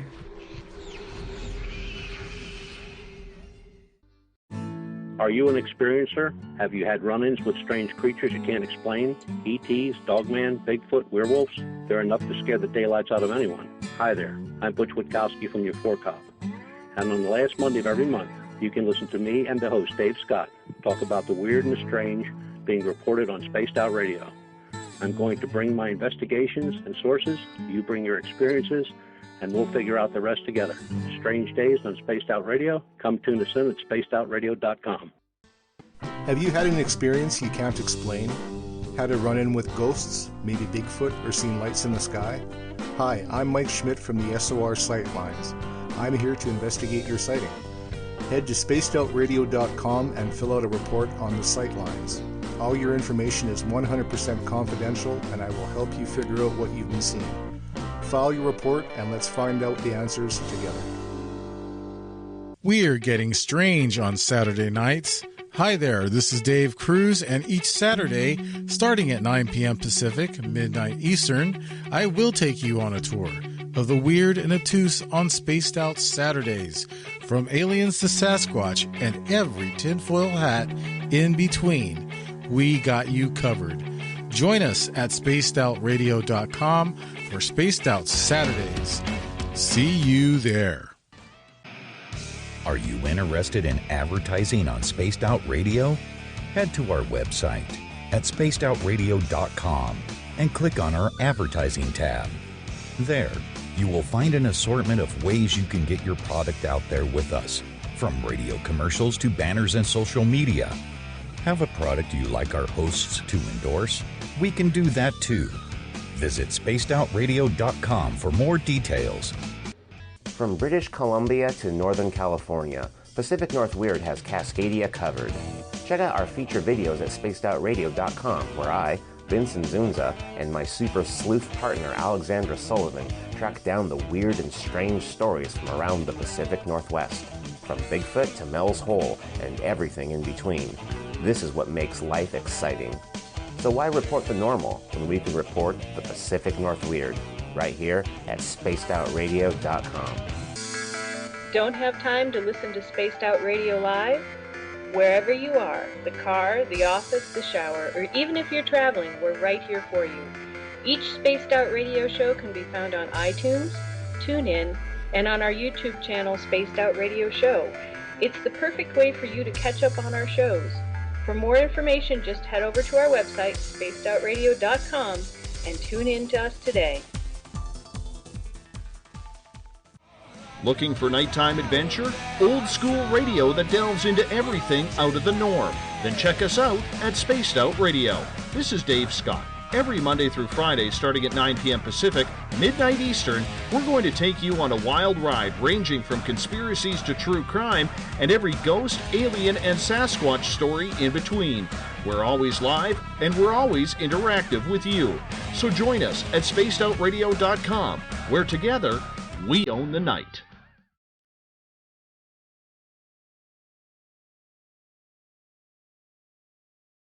The views and opinions expressed by tonight's guests and topic of discussion do not necessarily represent the official policy or position of Spaced Out Radio, Spaced Out Weekend, Spaced Out Radio Limited, its hosts, syndicated carriers, or anyone associated with this broadcast. Would you like to connect with us? Head to spacedoutradio.com for all your latest show info. And hit us up on Twitter using the hashtag SpacedOutRadio. Now, back to Elizabeth Anglin and SOR.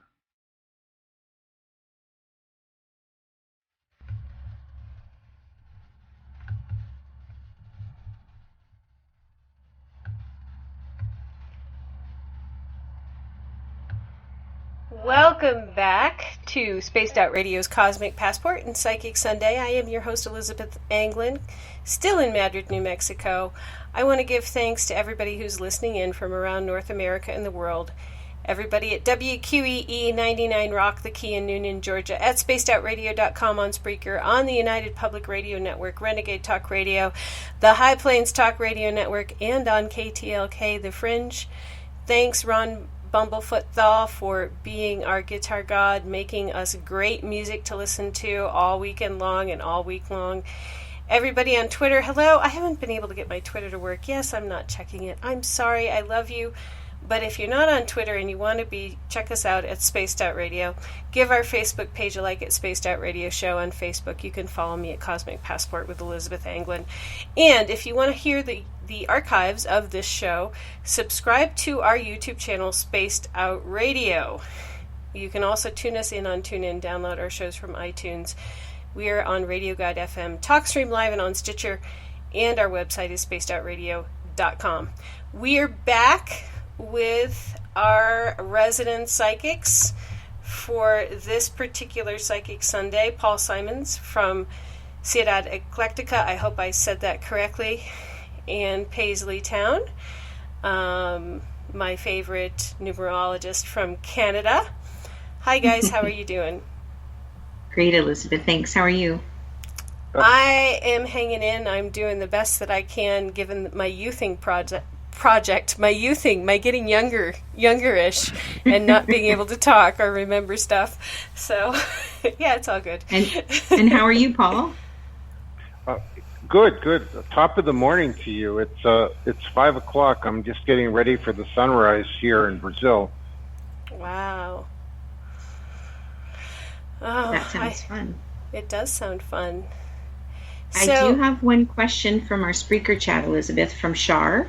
Okay. She said that there's been an unseen spirit or person that just threw a fan at her very hard. And what or who has done this? And that's for Paul.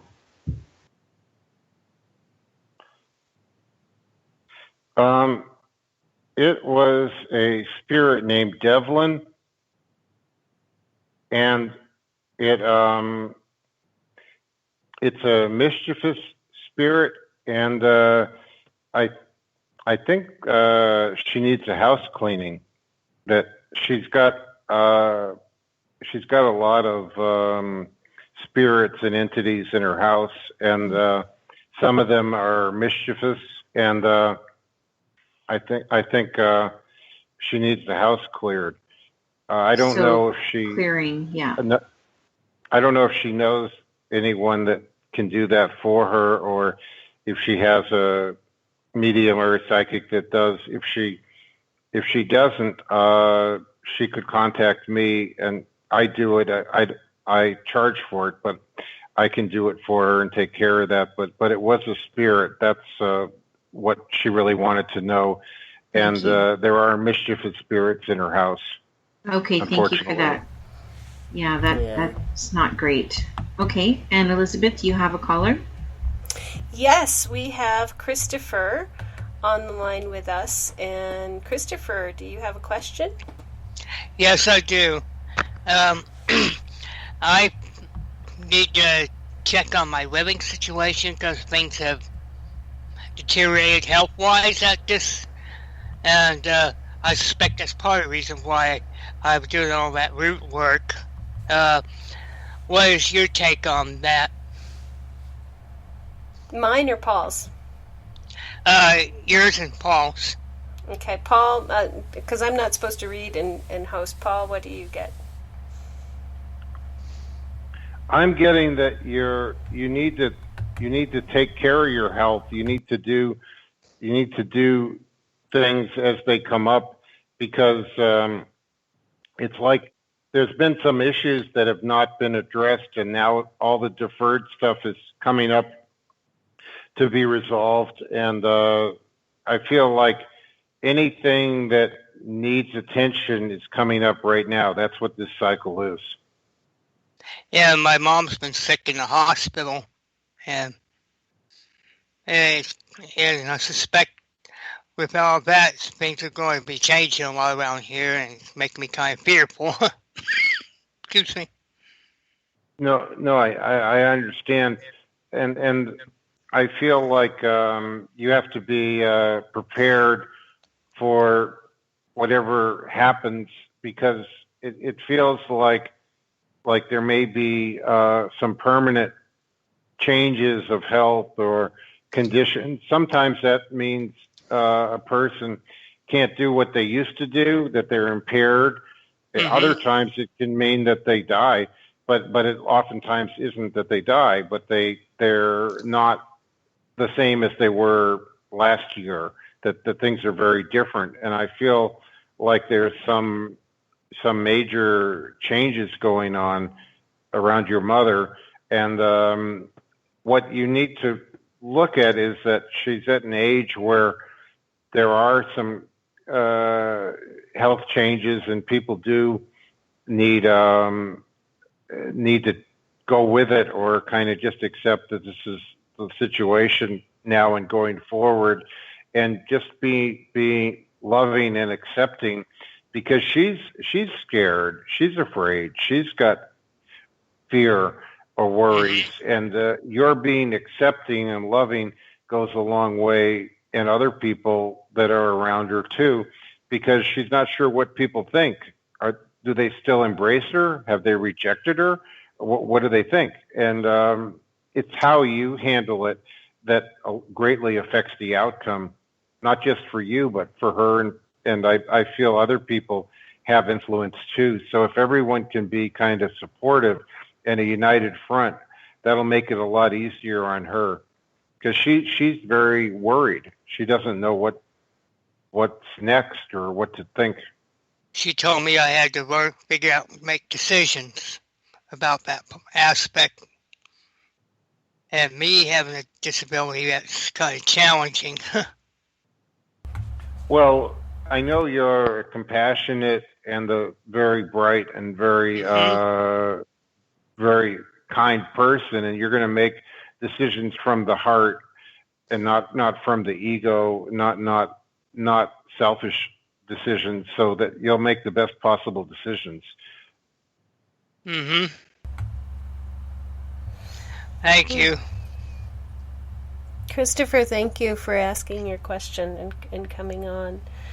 And wish you the best and wish your mother the best. Yes. Yeah. And we've discussed this, I think, a few times, I think, my situation. Yeah. Yeah, I think I have to start working on it. Yeah. Stay strong, keep doing your work, and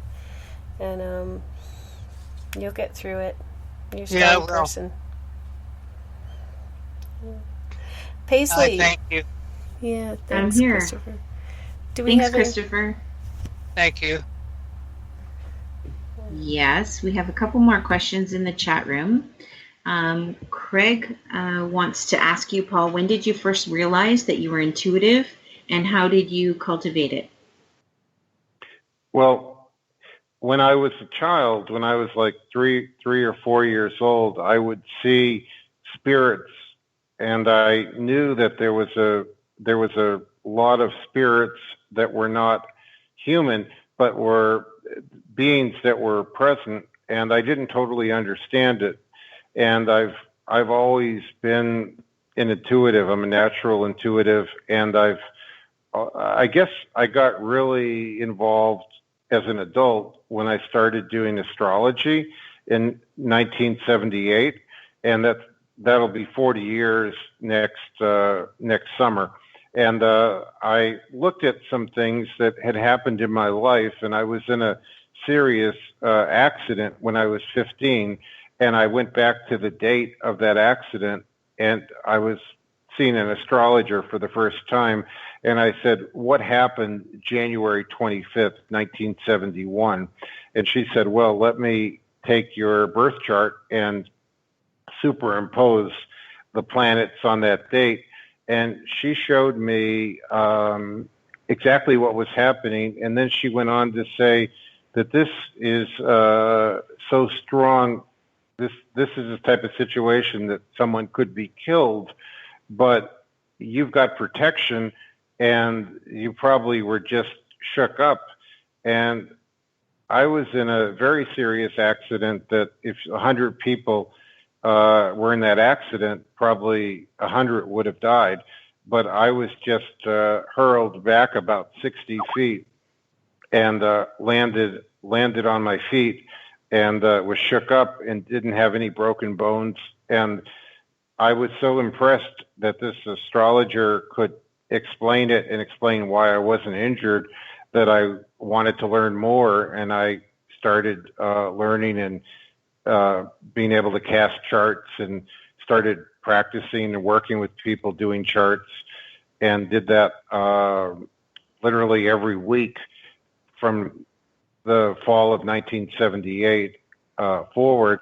And then I got into other areas that I was interested in, healing, laying of hands, crystal healing, pendulum, tarot, dowsing, being able to look at past lives, being able to connect with people from the other side, different areas that I was had an affinity or an interest in.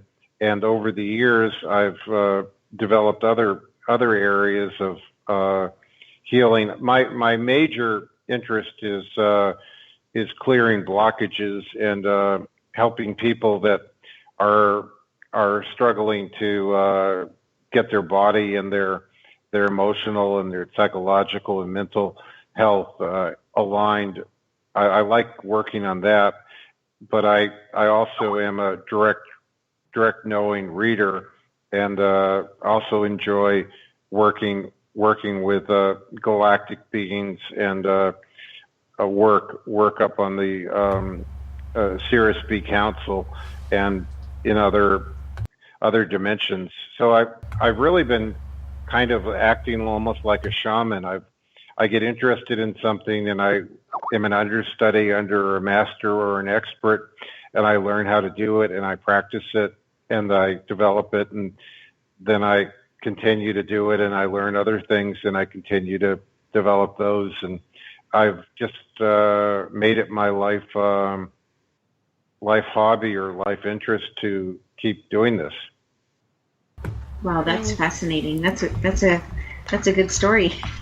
Yeah, you know what interests me about that is that, okay, so I'm going to be a little bit of a BITC something here, but I have a shop, I have a gallery, and I have a sign outside that says Spirit Medium, and there's a difference between people like Paul and sometimes people who come in my shop. So Paul looks at things and he says, oh, I don't know about that. And he goes out and he learns it. And then he looks at another thing and he says, oh, I don't know about that. And he goes out and he learns it. And then he expands upon it. But there are people in the world who they learn about something and then they know everything about it. And what I like about you, Paul, is that you continue to keep don't know mind. Like you notice all the things that you don't know about, and you go out and you learn about them. But I've never heard you once say, be sort of precious about it or pretentious about it. You know, because there's always another thing that you haven't learned about yet. There's always another level or a different dimension, or, you know, even working with, can I mention, you know, your latest mediumship with water? You know, it's like, and that's exciting and that's fun. And I think that, to me, you sort of... Go ahead. Yeah, like you went to the falls in Argentina, the big falls. What are they called? The Iguazu Falls. Iguazu Falls, and all of a sudden you were incorporated Neptune, you know, the water god Neptune from the falls, and you're working with this really strong water energy now, and rather than, you know, being an expert on that, it's just like, hey, look, this is happening now. You know, so there's this sense of play and the sense of wonder and the sense of not knowing, like keeping don't know mind, I think is so important for everyone who is an experiencer, everybody who's on the path. I really think when you start knowing it all, you might as well go become a bookkeeper. And that's me being a BITC. But that's how I feel about it. If you know it all, you should be a bookkeeper. Go be a bookkeeper. Why bother? Well, you know? when I first met you, I had become a Reiki master in Europe with an Indian Reiki master, and I wasn't 100% sold on the 22 hand positions and all the ritual stuff that she gave me about Reiki, and I decided to go through the whole process again with Elizabeth to see if that way I was taught in Europe was really the correct way. And I thought, why not get a second opinion, do it twice? So I became a Reiki master a second time under Elizabeth's tutelage. And she didn't use 22 hand positions. No. That's too many for me to remember, and it's not how it's taught by, you know, the people who brought it here. So, but yeah, but you have both. I mean, in the sense that you didn't say, hey, you know, it's this way, it's 22 hand positions. You went out and said, well, I'm hearing something else over here. I'll go check that out. And I really appreciate that, and I think that's what we're trying to do here on Spaced Out Radio, is to provide new sources to stay in the wonder of it, and to really just keep going with things that, you know, nobody is nobody is an expert on, you can just keep learning, and you can keep learning, and you can keep learning. So what did you say? It was 48 years that you've been learning? 39 years. It'll be 40 years next summer. 40 years next summer. So, for some of us, that's more than we've been alive. It's not more than I've been alive, but for some of the people who are listening. So, anyway, Paisley, you had a question for Paul. I did. Oh, I did. Yes. I was wondering, with your astrology experience, if you could speak to the listeners and Elizabeth and I to give us some insight or some information regarding Mercury retrograde that's coming up soon.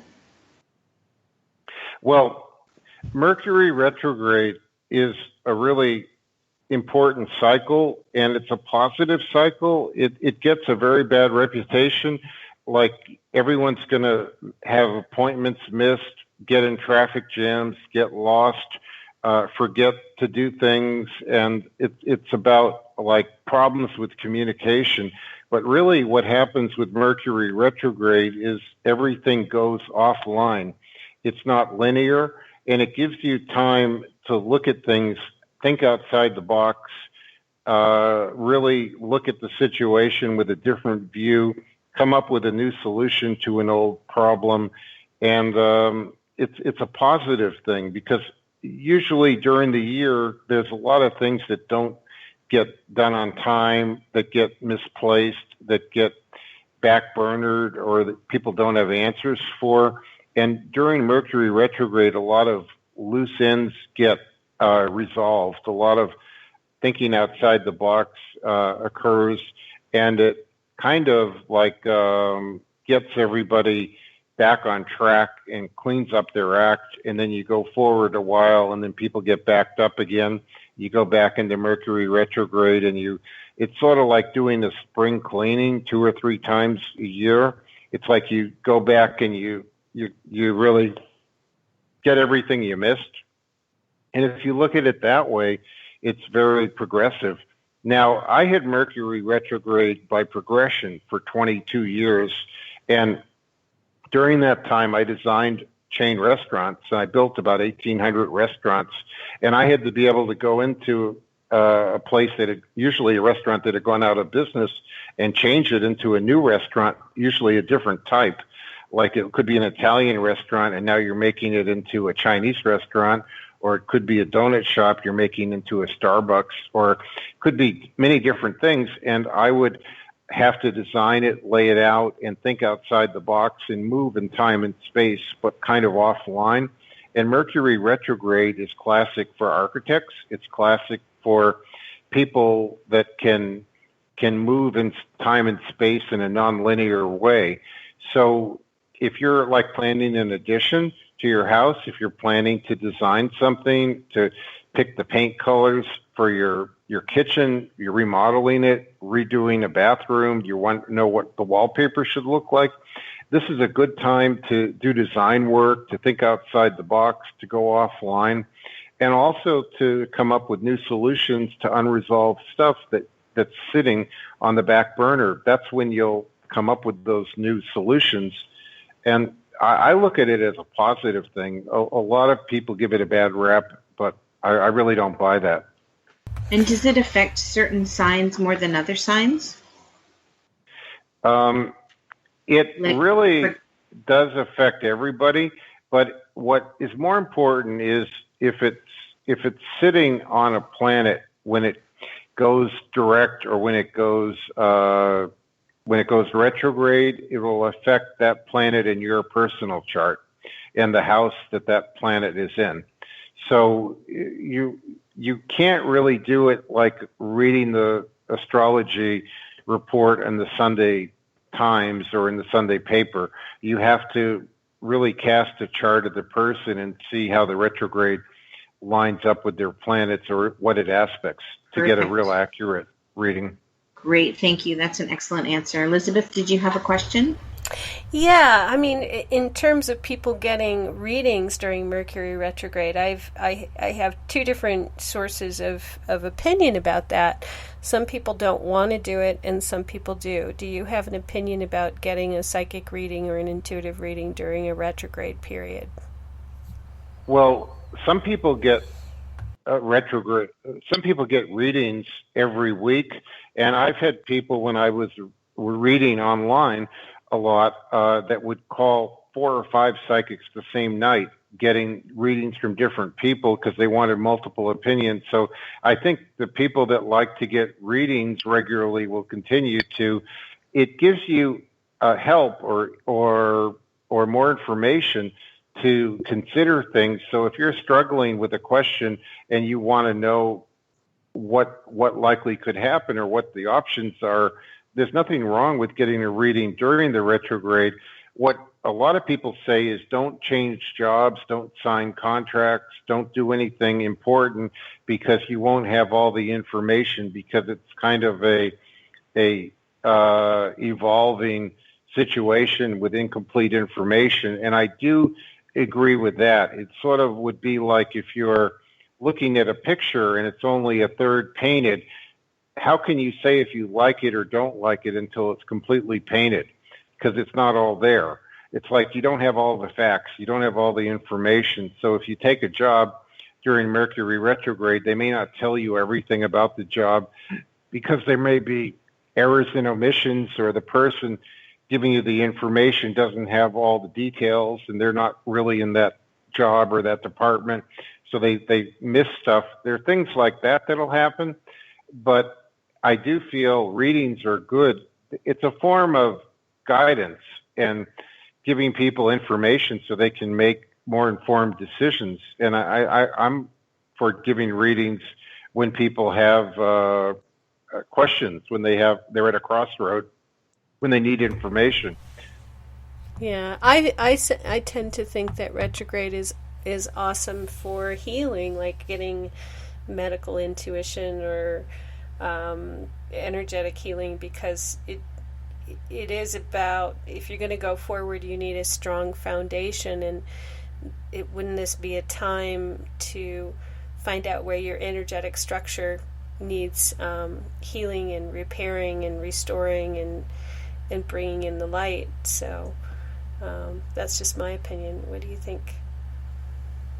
Well, it is a good time for healing, and it's a time of flexibility, and it's a time when sort of things are slowed down so you can really focus on them. Sometimes people are like going too fast and you can't really address stuff, but when Mercury's retrograde, things can really come to almost a standstill. And that's a good time to do healing, when people aren't racy. Okay, cool. Paisley, do we have any questions in Spreaker? Yes, we have a follow-up question from Shar. She was wondering if you have any advice from her family members in spirit.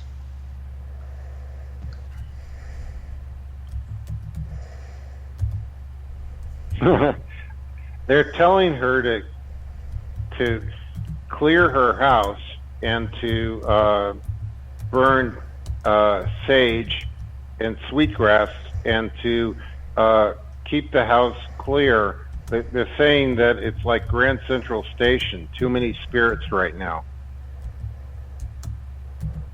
Okay. That totally makes sense.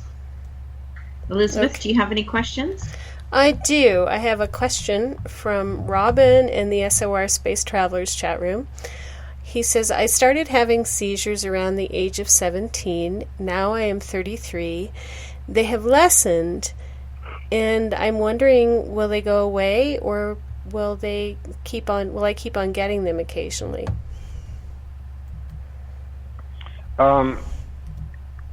I feel they are going to go away. But I feel like there were some karmic lessons, or there was some work that you needed to do, and that as you've been doing it, as you've been learning the lessons, as you've been taking care of business, the seizures are clearing up. It's sort of like you were getting them as a result of incomplete stuff, and it was almost like they were there to slow you down so you would deal with stuff. And I feel like they're going to be gone. I can't give medical advice, but I'm just looking. I'm getting within 5 years from an energetic look, from a psychic point of view. You're going to have all this karma stuff cleared up, and it's going to be gone, and the seizures are going to just not be there anymore. Excellent. I think that sounds excellent, Robin. That's great. Hey, Paul. I have a question, unless Paisley's got one from Spreaker chat room. Is there anybody in Spreaker chat, Paisley? I don't at the moment. Okay. And Paisley, I may have one for you. My brother is moving from North Carolina to Colorado, southern Colorado, and his name is John. How do you see that move going for him?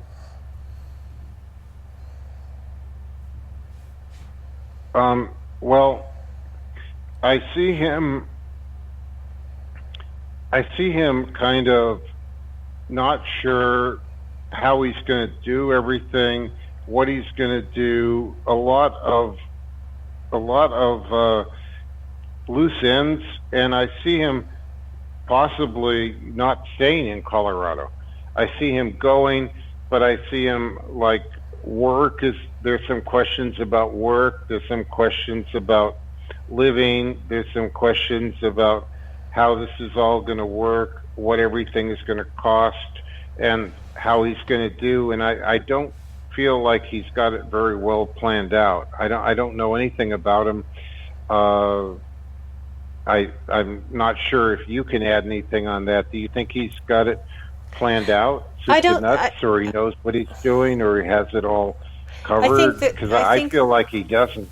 No, I don't think he has it because he's retired. So part of it is he's got some retirement income, but I think he has better work options where he is in terms of the amount of money that he can make through as a contract worker, because he's got some skills above and beyond the norm. But in southern Colorado, I don't think that particular kind of job is available to him. So I think you're right about that. I think he's not really planned out about work. He's sort of flying by the seat of his pants. I see him moving and then not having the income or the work that he needs or wants, and then maybe saying, well, I'm here. Maybe if I move 60 miles east, or I go, or I do move somewhere else in state, I can get more work. And I see him like not knowing and making guesses and being worried. And I see him possibly moving back east. I see it may be a situation where he's moving without the facts, without the information, and then when he gets there, he finds it isn't what it needs to be to make it make sense, and then he goes back and X dollars are spent to move out, to be there, and then to move back and get reset up, and he kind of just blows a lot of money. Uh-oh, that's not good. I'll tell him to be careful then, not to blow a lot of money on the whole moving situation. Well, I feel like he needs to know that there is work in the work he does in the city or in the local area, and how much work. Is there a lot of work, or seasonal work, or how much is there? And know that before he goes, because I think he's depending on something that may not be there. I agree with that. I think that's a good read on that. Paisley. Yes. Can you read a business based on the licensing date? That's a very good question. I have never done that before. Okay. Is it someone we know, Elizabeth? Yes, it is. Okay. Can I do that one off the air for you later? Yes, you can. In the meantime, Gogo has a question regarding her daughter, and I have the numbers in front of me here of her birthday. Okay. And the daughter's name is Jamie. It's a really cool spelling. It's Jaime. I believe I have that right. And her question is she okay in her heart and her mind, and how's school going with her? So just based on numerology, I would say Jamie can be a bit of a handful. I would say she's like a very sensitive firecracker, if that kind of makes sense. She likes things to be a certain way. She likes to be alone, and she likes to be with people. So, if you spend too much time hanging out with her, she might pull away from you to try and be independent and be in charge and be on her own. And if she's alone too much, she might really present as wanting to be around people and kind of clinging on to people at certain times. But very sensitive. She should be good at acting and drama and singing and dancing and entertaining. As far as school, in school, I would say this birthday, being born on the 26th, could easily be not have clear focus on being able to learn things. And it's because she learns very quickly and she picks things up fast, and then she gets bored with it and she wants to move on, but the teacher might go too slow for her. So I'll just wait for a response. And Paul, do you have any information about Gogo's daughter, Jamie? Yes, she's impulsive, headstrong, and she acts first before she gets all the information, and she sometimes has to do things twice because she does them too fast, and then she has to go back and do them differently because she didn't read the instructions, she didn't get all the information, or she did stuff impulsively and bought the wrong thing, or it's not going to work, stuff like that. She needs to slow down a little bit. Perfect. Oh, that's great. And Gogo was correcting me on the spelling of the name. It's Jaime, and with an extra I or without the I, it's still a 6 personality type. And yeah, I got that headstrong. She might have a little temper too. We'll see if there's a response back from Gogo shortly. Paisley, can you read my cat? Oh my gosh. Because she's bugging me. And then I was like, well, your name is Bella Anglin, so... What you know what? The name Bella is the name. Is it Bella? Yep, it's like Bella Swan from the Twilight series. Yep. That can be that would be an animal that's all about healing. Oh, unless you're a mouse. Unless you're what? If you're a mouse, she'll heal you to death. If you're a mouse, she's still an animal, right? You're right, but the name Bella. So, for example, if it was just a wild cat, she would still kill a mouse. Right. But because it's a cat that's a pet that has a name, not just the cat. The name Bella would be a person or a daughter or a niece or a cat who's very compassionate and heart-centered and healer artist, I would say. So she might be very creative in the way that she might manipulate someone to feed her or something like that. She is very creative, and I have to tell you that she waits a long time before she kills a mouse, and she will basically kind of mommy them for a bit and then have them hang out with her for a bit, and then eventually she chomps them. But they have a really good friend until she does. And last night she had a mouse that she was just grooming for a while before she killed it. So I know that sounds terrible. Don't get mad at me, but I have a cat, and she is actually looking for me to feed her. So she got my attention because the dog will eat. The dog's name is Wyatt, like Wyatt Earp Anglin. Wow. So what do you get about the name Wyatt? Wyatt is independent, doesn't need to be bothered with anybody. Wyatt's here to be a teacher to you. I'll say he's sitting on my foot right now, and he's the other Wyatt who barks when, sometimes during the show. What do you mean the other Wyatt? The other Wyatt doesn't bark. Well, Wyatt in the chat room doesn't bark. Wyatt is the Wyatt that barks. Oh, okay, got it. Yeah. We do have one serious question from Andy. Okay. He's one of our chat room regulars, and I believe he's in Australia. He has a question for Paul. What do you see me doing in the future as work or helping people when my mom makes her transition into the next life? He doesn't have any idea what he's good at, and he has some confidence issues.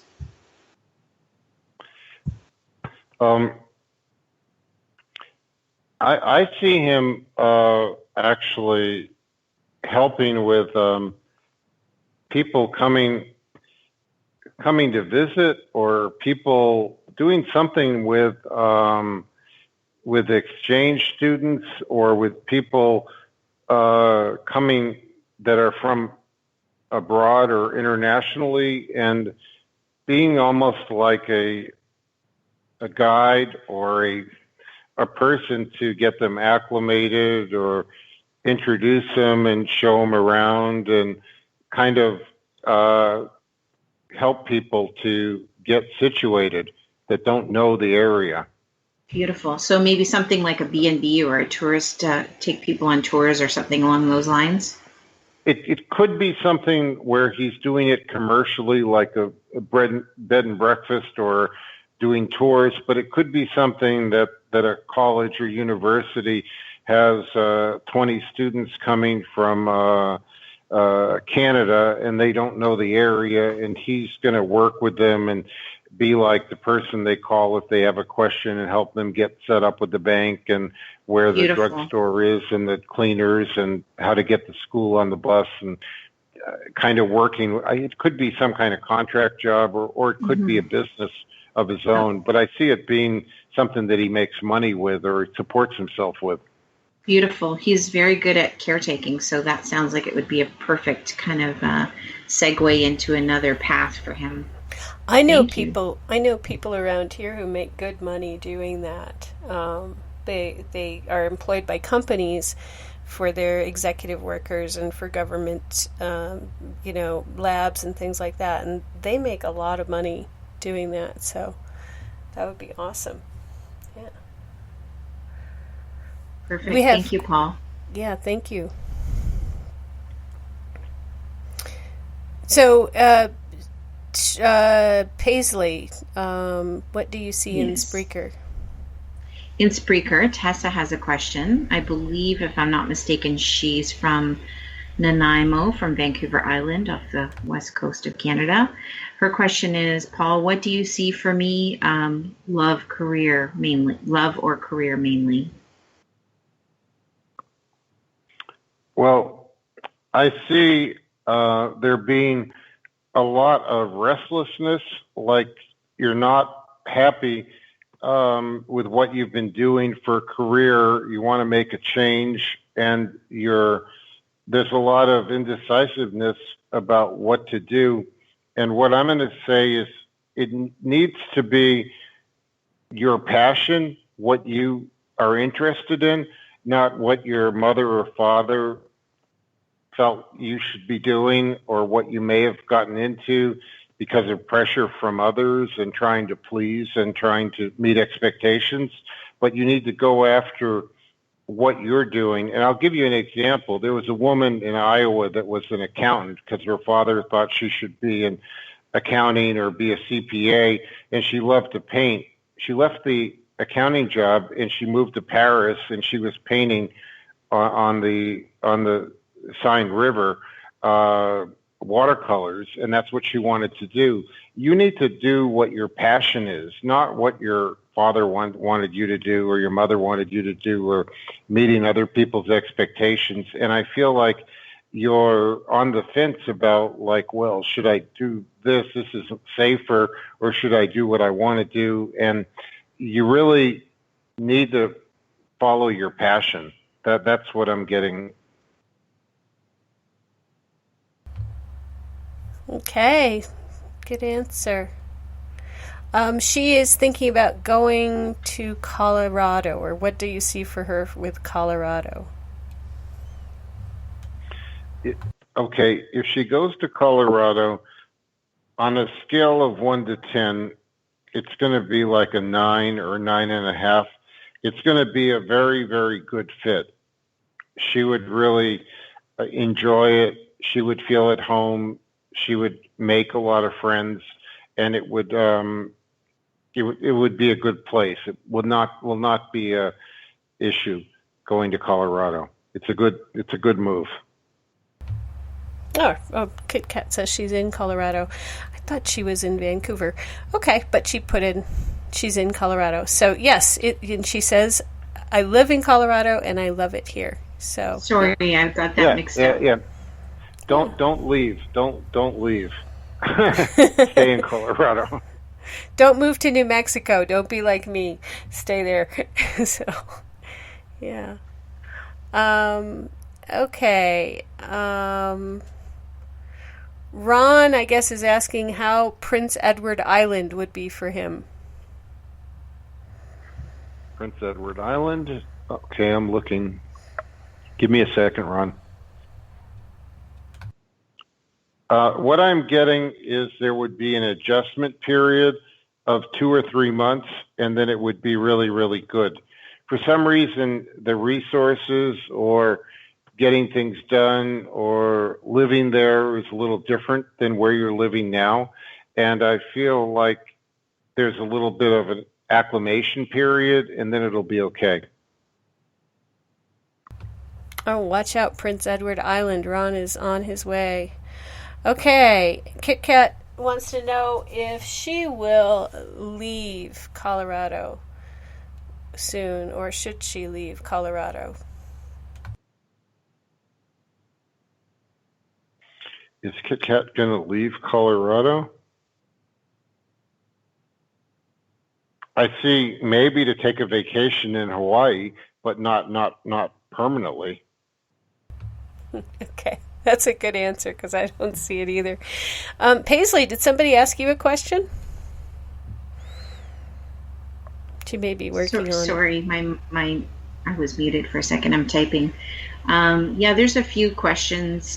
Brent has he has a trick question. I was just getting ready to respond to his question. He wanted to know, how can he learn about every single one of his past lives? That's what I said.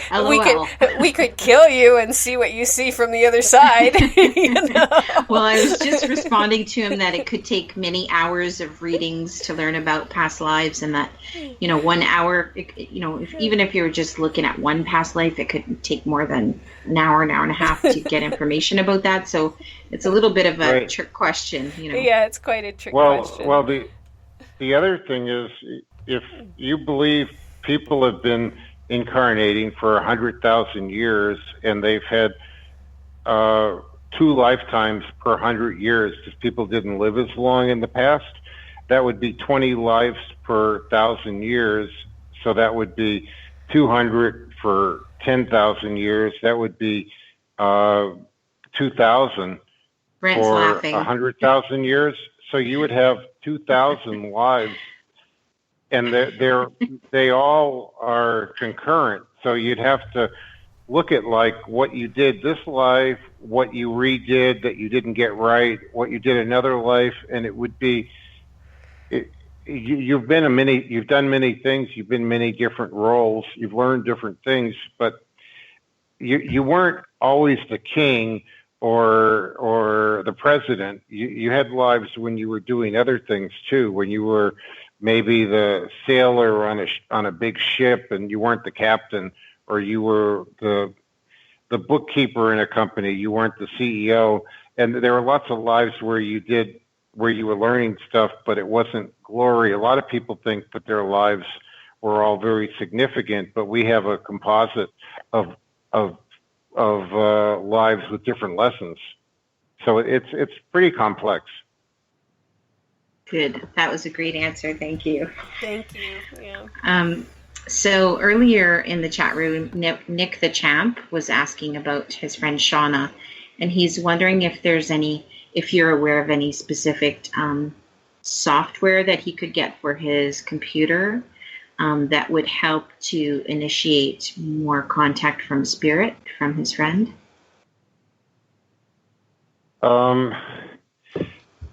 I don't feel that's the approach. What I'm feeling is there's going to be messages, there's going to be communication, but it's going to be through the dream state.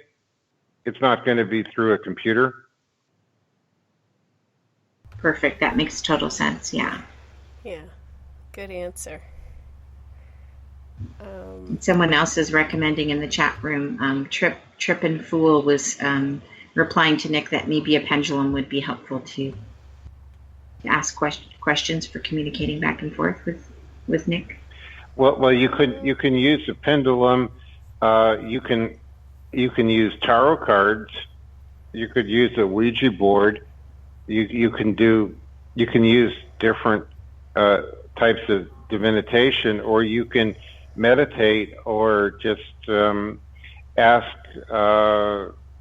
to communicate in the dream state, or you can have a seance. Mm-hmm. There's a bunch of different ways to do it. Perfect. That sounds great. Thank you, Paul.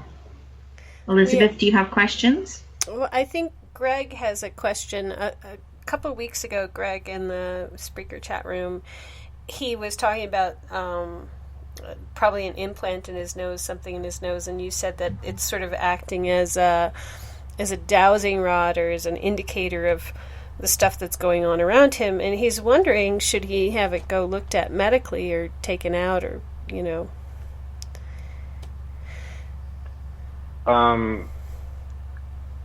Let me look. Is it a physical implant? No. Is it a holographic implant? Yes. Can he take it out medically? No. Can it be deactivated? Easily, yes. If he can go to his neighborhood light worker or person he goes for energy work, he can have them take it out. If he doesn't have someone that does that type of work for him, he could contact me and I could remove it. It's holographic, and it will be easily removed, but it needs to be done with energy work. If you were to actually go to a medical doctor and have a surgery, they wouldn't find a physical implant. They would, because it's holographic. It's not like a piece of metal or a piece of plastic or something physically in the body. It's holographically in the body. Okay. So I guess that's a no. Do you want to ask Tessa's question, Paisley, or should I? Sure, go right ahead. Okay, Tessa asks, she says her daughter Mackenzie from Colorado just turned 18, and she's wondering if you see anything coming up for her in her life.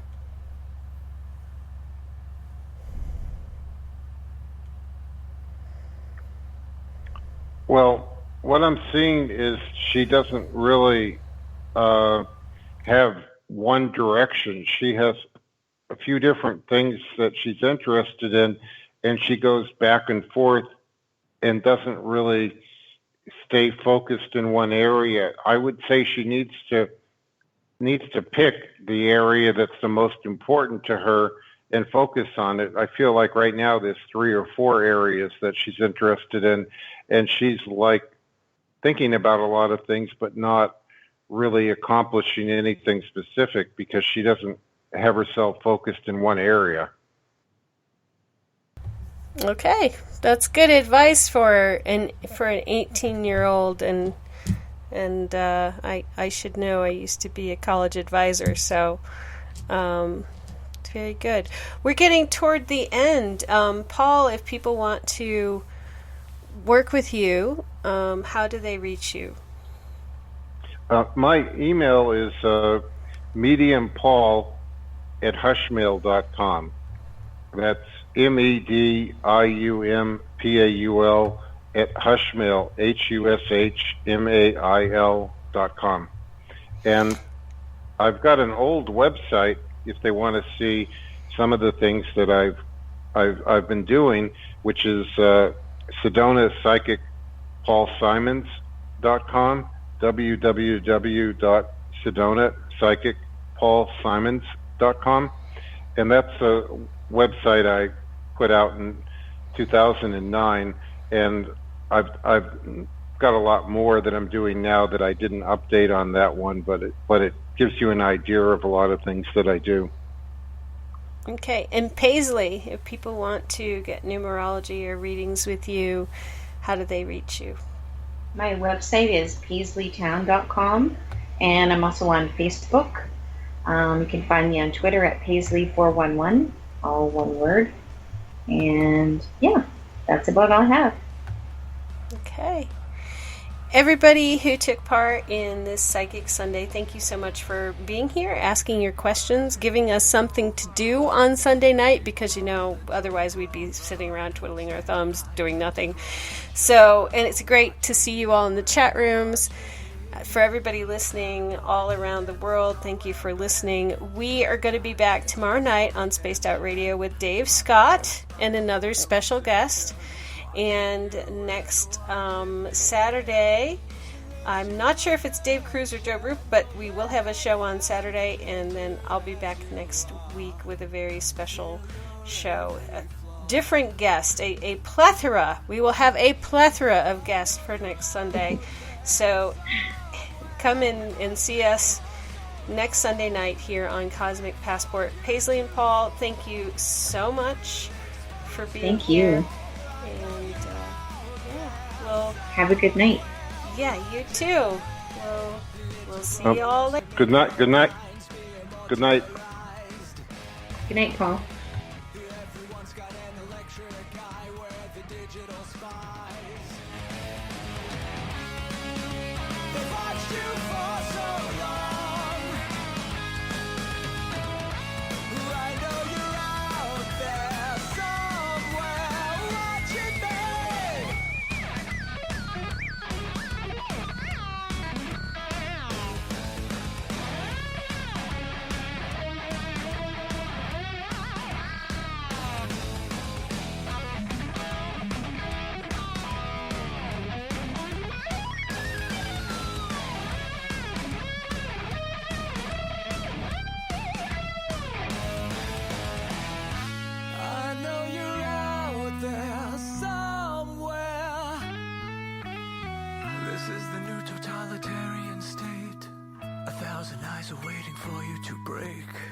Stay in line, don't make a mistake. We're watching.